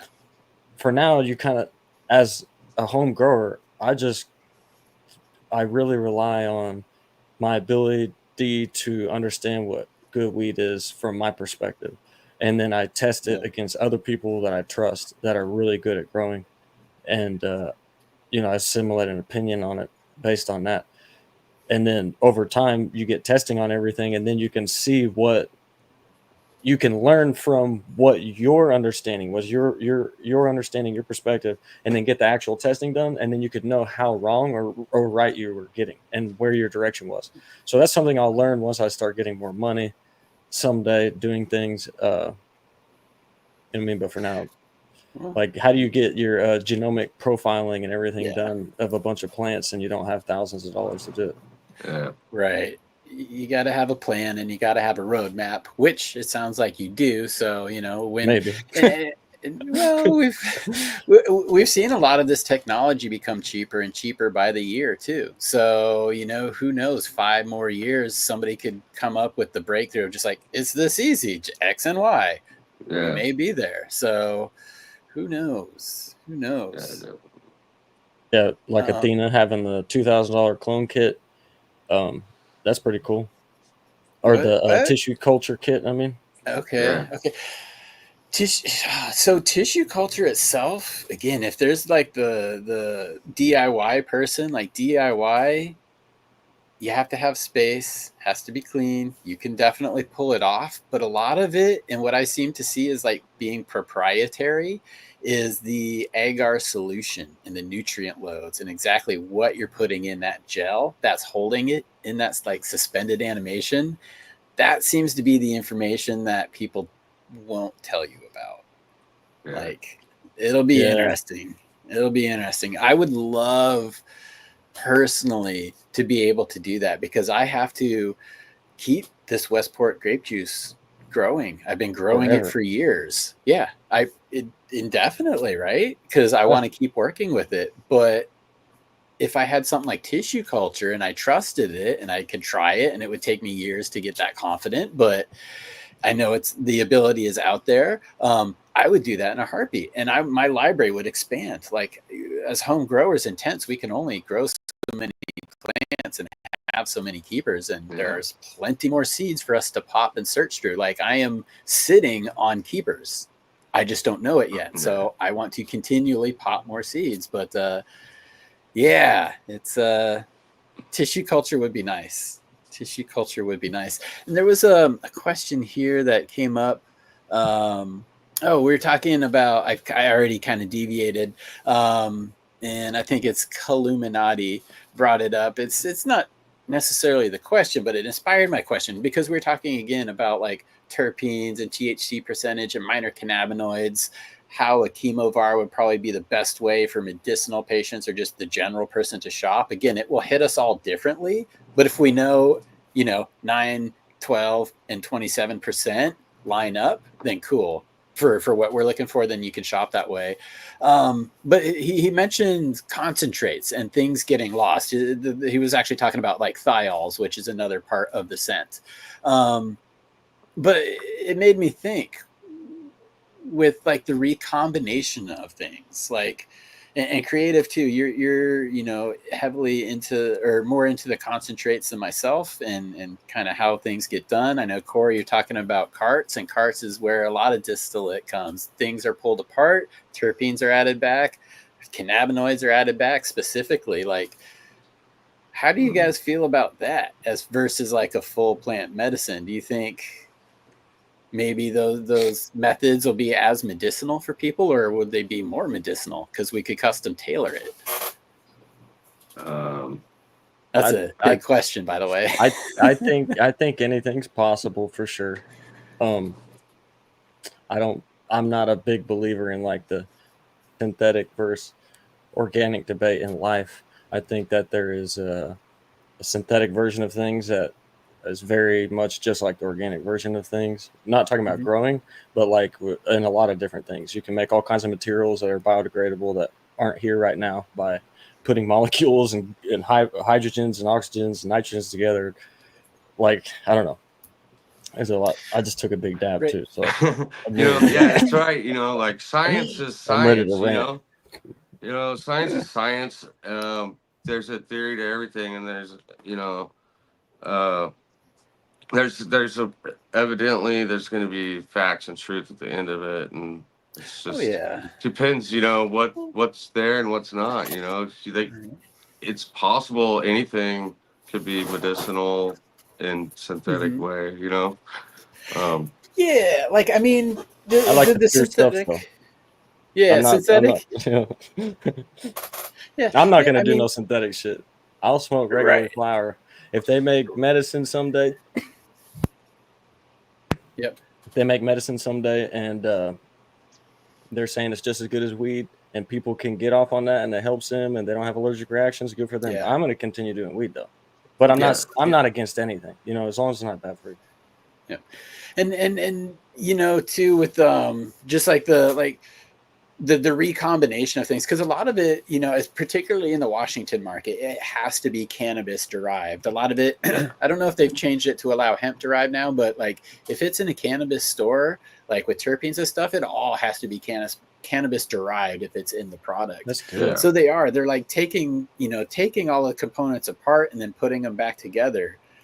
And it's cool because, again, you can custom tailor the chemovars, and in the big picture, in the big industry picture, that's what's patentable is chemovar that you can replicate every time, and that's one way to achieve it. So they're working on that. But from like go ahead. I was just going to say, very interesting for sure. Yeah, it's. I mean, again, because it's they can duplicate it, and it's their own custom blend because only they thought to add 3% of myrcene with 7% of limonene, with this much amount of THC, but it can all still be cannabis derived. So big industry, I think that's a way that you're going to get what people want. I also think it can be good because then you can specifically custom tailor medicine for specific people if that's what their body reacts to.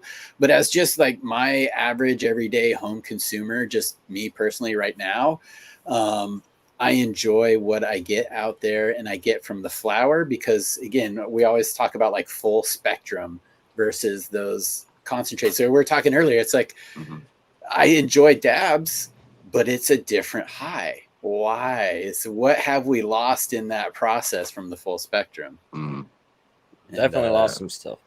yeah, for Yeah. sure.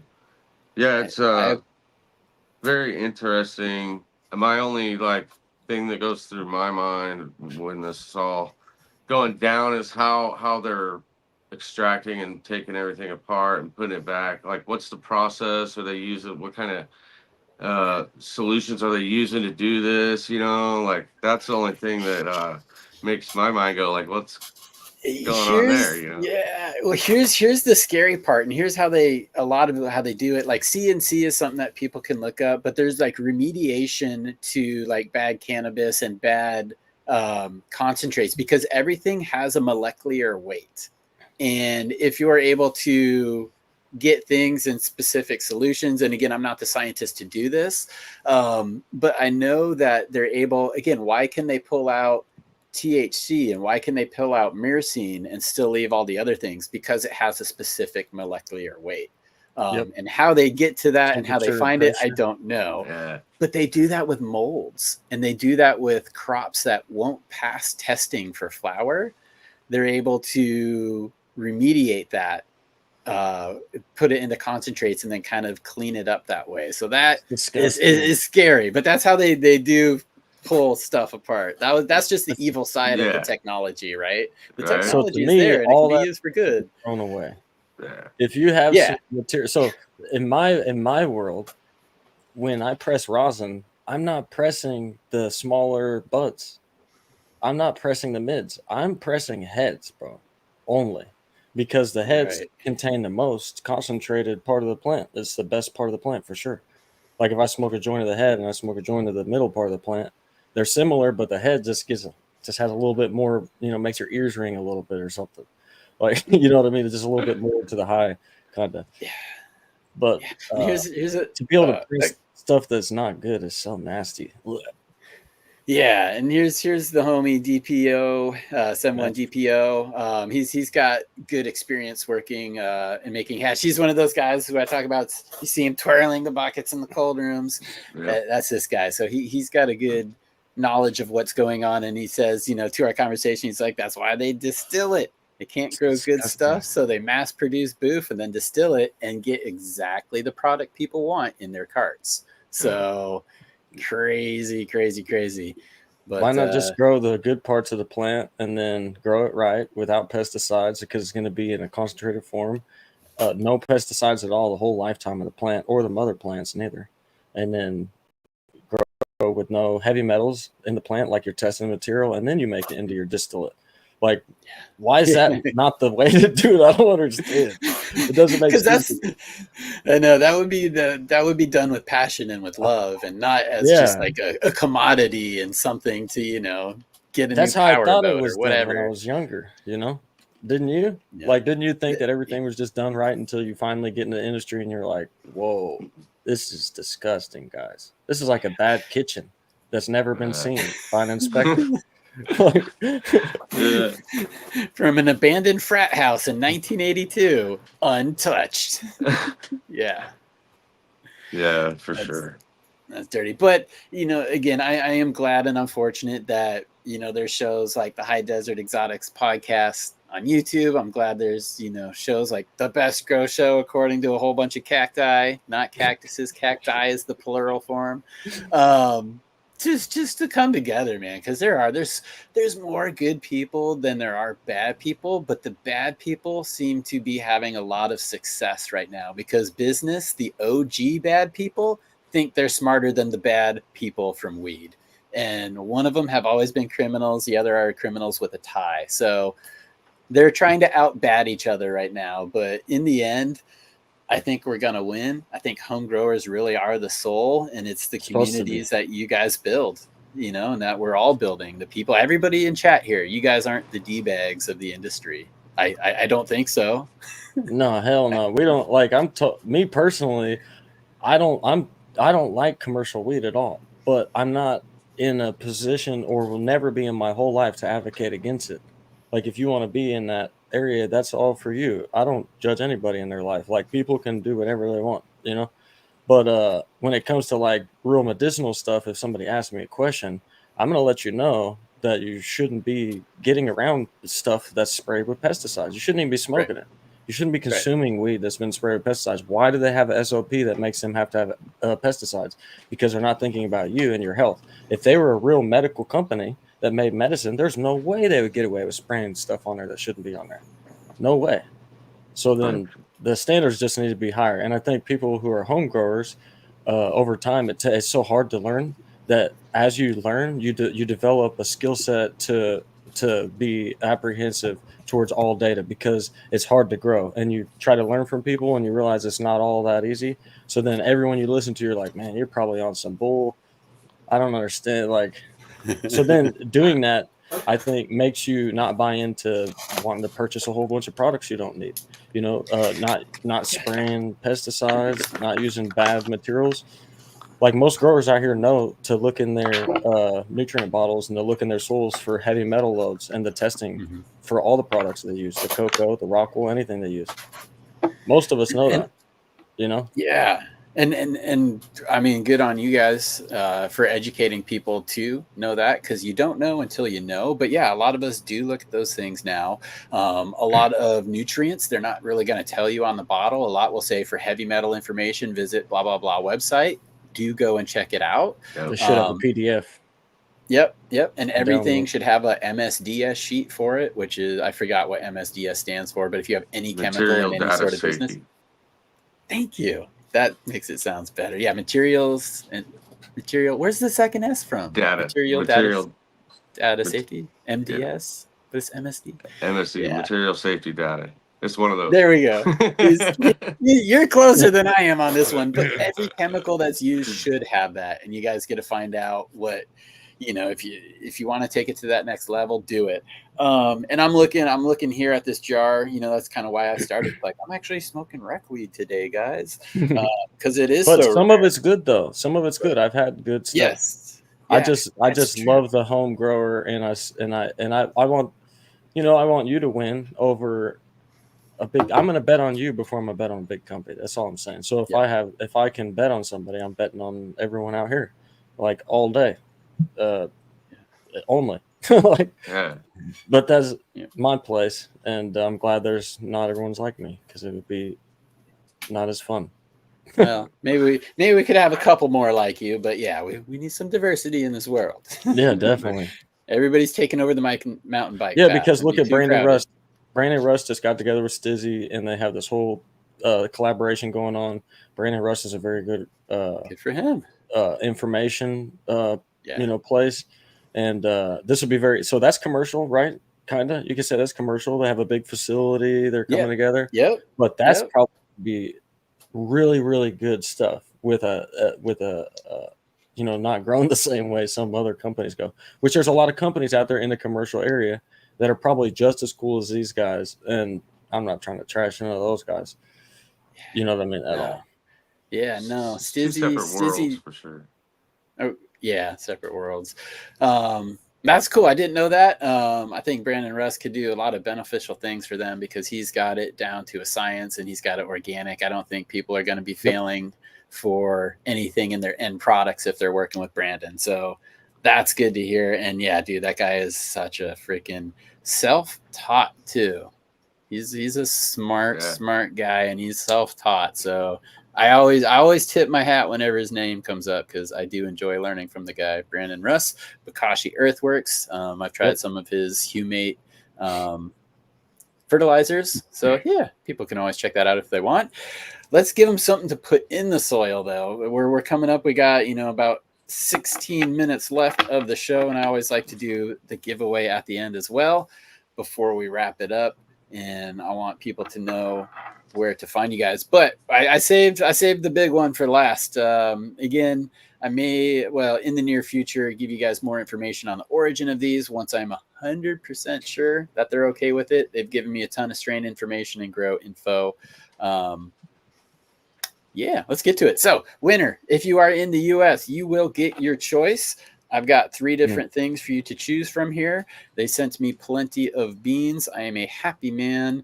I asked if I could share. He says, absolutely. So the first one, since I had it focused, first one you could choose from, there is Durban Strawberry Diesel Haze. Those are some healthy looking seeds.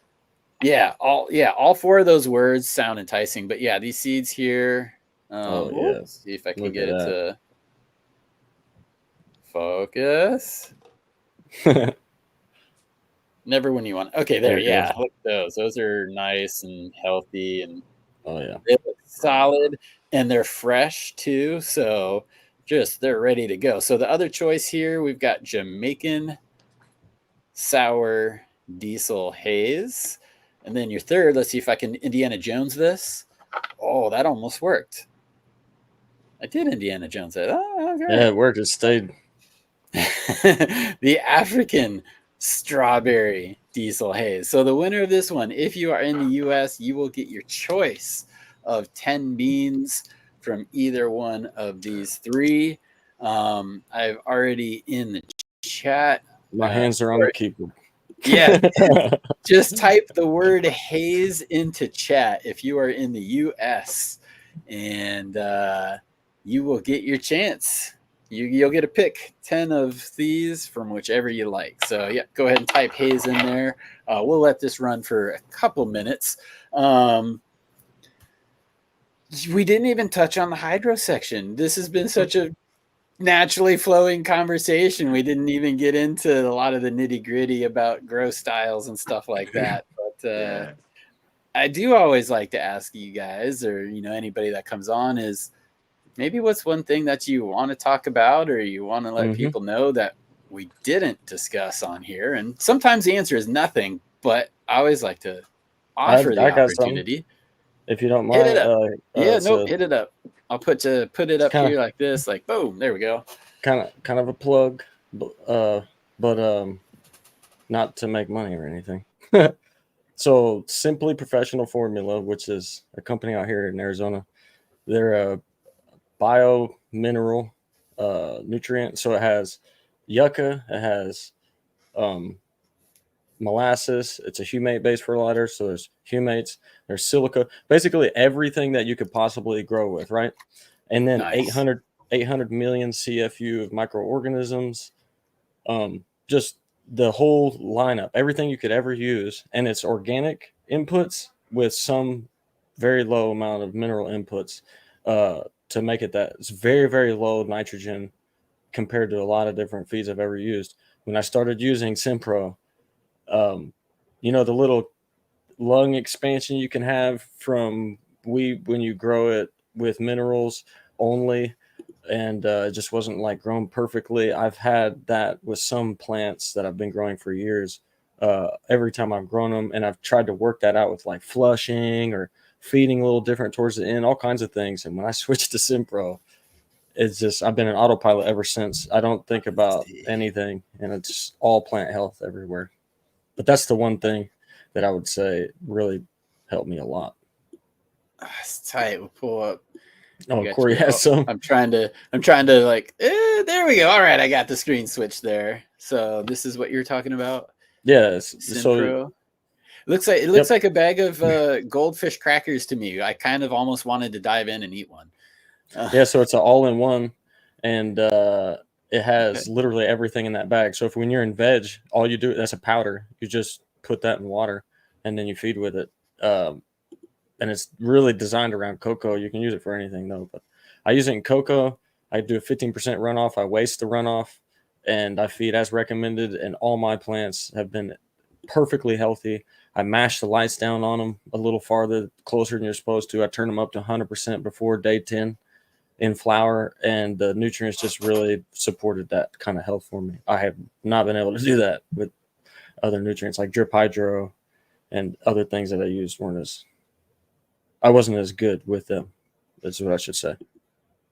That's tight, dude, because there's so many options out there. Oh, yeah. And that's one thing that bites new growers and even like old growers in the butt is you want to try everything. And sometimes you try a couple things in the same run, which you shouldn't do. You should always try something one at a time. And if you Yes. get better results, was it lucky? Was it that time of year? Like we said, sometimes it's colder here in winter. So was that the factor? You got to run it a few different times to be like, yes, that does make a difference. So Yeah, I'm glad you getting said that. feedback from other growers, yeah, it's invaluable. It helps us. Yeah, I'm glad you said that, because my garden is, I grow the same plants over and over. Like some of the plants I've been growing for 4 years now. Almost every plant I have right now that I grow, I've been growing for a year and a half, and then I grow them 5 times a year, basically, all these different plants. So I have 7 different times I've grown them, and out of the 7 different times that I've grown them, I've used Simpro 4 of those times, and other nutrients each time for the other ones, switching it up. I even trying Nice. DWC and all these different things. But Simpro really just helped out a lot. It's just a lot easier to get good results. That's what I'm looking for too. I'm narrowing things down. I've been consistent with something for a while, and I'm thinking like that's after years and years and years of doing exactly that, trying different things, and situations call for different things sometimes. But yeah, I'm trying to narrow it down like you have to just one thing that I can guide people to. And if they follow my environmental parameters with the genetics that I have with this certain thing, you should get the same results. So I'm not plugging Simpro. What I'm plugging is a way of growing, humate-based fertilizers, or a fertilizer that has something in it where you can run it at varied pHs. It's not really, you don't have to be exact pH. Like it doesn't need to be 5.8 and then 5.9. It can be a little bit varied up and down, because there's solubilizing something in it. Like you can have a nitrogen polymer, you can have a chelator that's really good, like iron or anything. But the type of chelator that's in Simpro, or any product that you should use, I think should be biodegradable. So Simpro is all biodegradable, even though it has an iron chelator in it. So the type of chelator is, I think, an EDTA or a beat. What is it? The other one, the EDTA, is the one that's not biodegradable, and there's one that's biodegradable. You guys could look that up. And then, I'm not like having a fertilizer, if you're feeding with something that will keep the pH healthy, and then having microorganisms, and then having organic stuff to feed the microorganisms to keep them alive, and then having humates in there to have this ability to have a varied pH. That really is a better way to grow, in my opinion, than a lot of ways you're going to grow when you're feeding nutrients. If you're organic, you don't even think like that. Like you already got everything set up. But if you're inorganic, it's very difficult to just grow with salts and not understand fully what's going on to have a really good product. You might get through the grow, but if you have an unhealthy plant as you're growing through the grow, that's not a good grow. And I know a lot of people have unhealthy stuff, but it shouldn't be in the program to recover a plant when you're growing. You should have full health all the way through. And it comes down to nutrition, because you can have a really robust environment that goes up and down and everything. But if the watering schedule's right, and the plant has the right amount of nutrient, and it can always have the right amount of water, it's not going to get light burnt. It's not going to get heat burnt. It's not going to have osmotic pressure that's going to go crazy. So it really comes down to that nutrition and getting the watering right. And that's why I said Simpro or something like it. Yep. And that watering is right. You make a good point. Nutrient lines shouldn't have a recover your plant this way feature. They should just be followed. And yeah, it usually is the watering that gets them off. But great point there. That is something for people to think about. Sorry, I was just ranting. No, that's a good one. That was a good one. And Cory too, you kind of tag teamed and contributed on that one, but I still will definitely yield the floor to you if you had something else you wanted to add, or maybe another one that you just wanted to get out there for people to know. Yeah, I added it as well because I'm using Simpro. I think it's an awesome product, but I support them. They're local, and they're really cool people to deal with. The customer service is amazing, dude. They'll come out to your house if you want to and help you set That's shit so up. You know? rad. So They're just rad, really dude. cool, like down to earth people, and it's an easy product to use, and it's not hard to have success, you know, with it. So, From my perspective, I think the number one thing that helped you was because you're already kind of crushing it, or you're already doing well before yeah, you was Simpro. I think the number one thing that helped you because you work so much, you have a full time job, is automation. yeah, When you Yeah. when you automated everything, it made it yeah, better for you. I yeah, noticed you. definitely. Yeah, All that's right. definitely Well, one thing, man, for sure. If you're, you know, it depends on the way what you have, your lifestyle, and everything else, how you're gonna mhm. grow, and you gotta Yep. adapt to that because to become a good grower, you got to do certain things your style, your way to be able to succeed. You know, so it's just about that. You know. 100%. You guys, gosh, we're seriously ready to wrap it up almost. And you give me two freaking fantastic things we could probably spend another 2 hours talking about. It's the hydro and the automation. Like those are fantastic grow room topics. But Right. we'll have to do Definitely. a part two. Yeah, that'd be On fun. that one. Yeah. Yeah, that'd Definitely. be good. It's been a fun conversation, guys. I did put in the show notes Instagrams for each of you, and then the High Desert Exotics YouTube page. But individually, do you guys want to maybe go and let people know where they can find you or where you want people to head to learn more? And then we'll do the drawaway or drawing giveaway, Yeah. drawaway, same difference. Yeah, I would say just go to the podcast, Higher Desert Cool. Exotics Yeah. podcast, and that's where we're at, man. That's where we're gonna be at too, Yep. all the Higher time. Desert Exotics podcast page. You know, it's down in the description, I think. If you guys want to check out our IGs, you can too. They're down there. High Desert THC and Creative.2. Yeah, the other Yeah. one I don't have Yeah. access to. Yeah. That one threw me off the other day. So here's the podcast page or the YouTube page people will find when they get there. This is what it looks like, guys. Go and hit that subscribe button over here. And you get some Brandon Russ right there. That's freaking awesome. Poetry of Poetry Plants. of I will Plants, Todd McCormick. never get tired listening to that guy. Like Yeah, He's very if he's fun on, guy I'm to hang listening. out with. We're he'll gonna have be him on back again on too. again. Todd He'll be back on. McCormick, Tad Hussey. Yeah, you we guys just had got one. some good guests. Riley Kirk. This one was a freaking awesome episode. Yeah. There's our That's most sweet. successful episode right there with Chad. That guy. Who knows that guy? Oh, I heard there's he has the best grocery. Oops. yeah, Oh, I according to clicked the Nine Cacti. wrong page. So actually, now that I have flipped here, guys, here's my subscription list. But Seed to Harvest podcast, when we are done here in about 5 minutes, go over to their chat and be like, we're here. We are the posse. Let them know that you came from here. Go check them out because they're actually some really cool dudes too. I wish we didn't conflict like this because they got some cool stuff.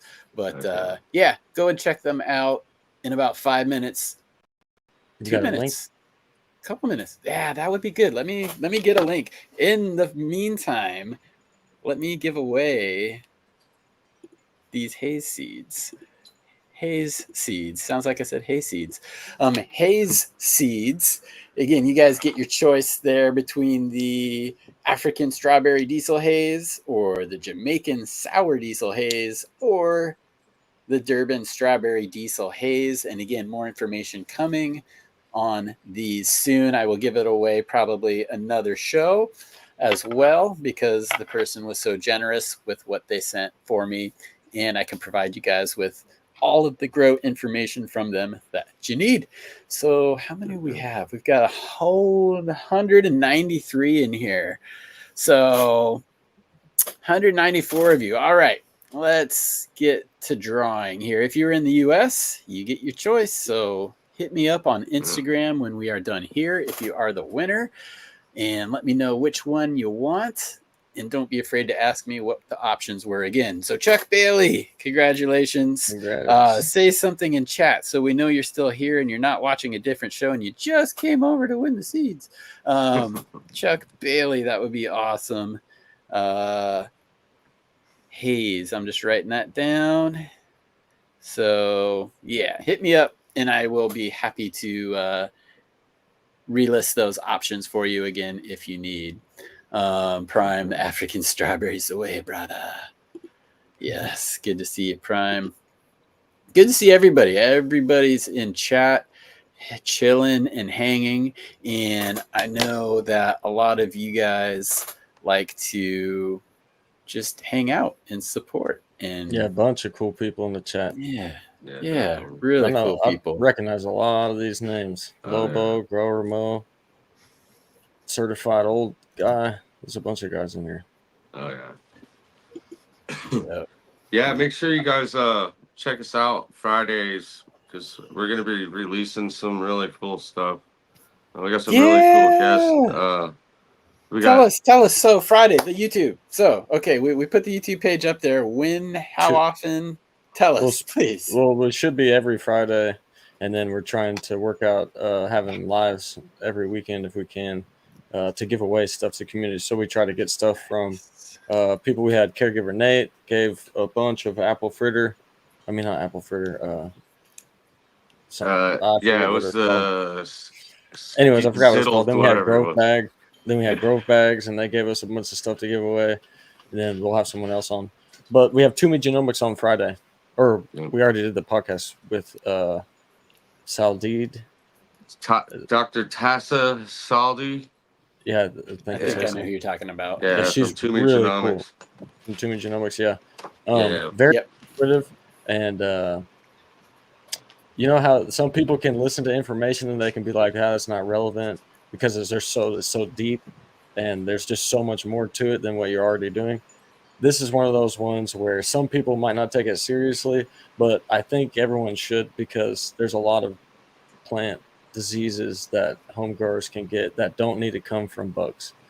And not even talking about hops or HLVD or anything like that. There's stuff you can get at home without never having a bug come into your house, without bringing other people's cuts, and that would be like Pythium, or what's Pyrethium or Yep. You can get these things just from like overwatering or having. You can get them from your water. Yep. There's a lot of good stuff in that it. podcast. So make sure you guys come check out that podcast with Dr. Tassa Saldi. And then we got Matthew Gates coming up too. So nice. That's He's solid. Yeah. Always solid. So, hopefully we're gonna do a couple part section. And then, like I said, poetry plants. We got a lot of good stuff coming, guys. So make sure you come over and check us out over there. It'll be fun. Yeah. Good, dude. And everybody do check them out. Enjoy some of the back catalog. Click the link down in the notes. And as far as just hanging out, staying good, having fun, go check out that Seed to Harvest podcast, which is going right now. Jump in the chat. If everybody's like, Chad sent me. There it is. The posse's here. I think they would get a kick out of it. That'd be fun. There's some good dudes. So guys, let's go. I just put the link into the comments there. Click the link. Go hang out with Seed to Harvest. Friday night, though, High Desert Exotics on the YouTube channel. Guys, thank you so much for hanging out. I appreciate it. That was very fun. Yeah, it's a good time. Chat. Yep, chat. You guys rock. Party on. 1, 2,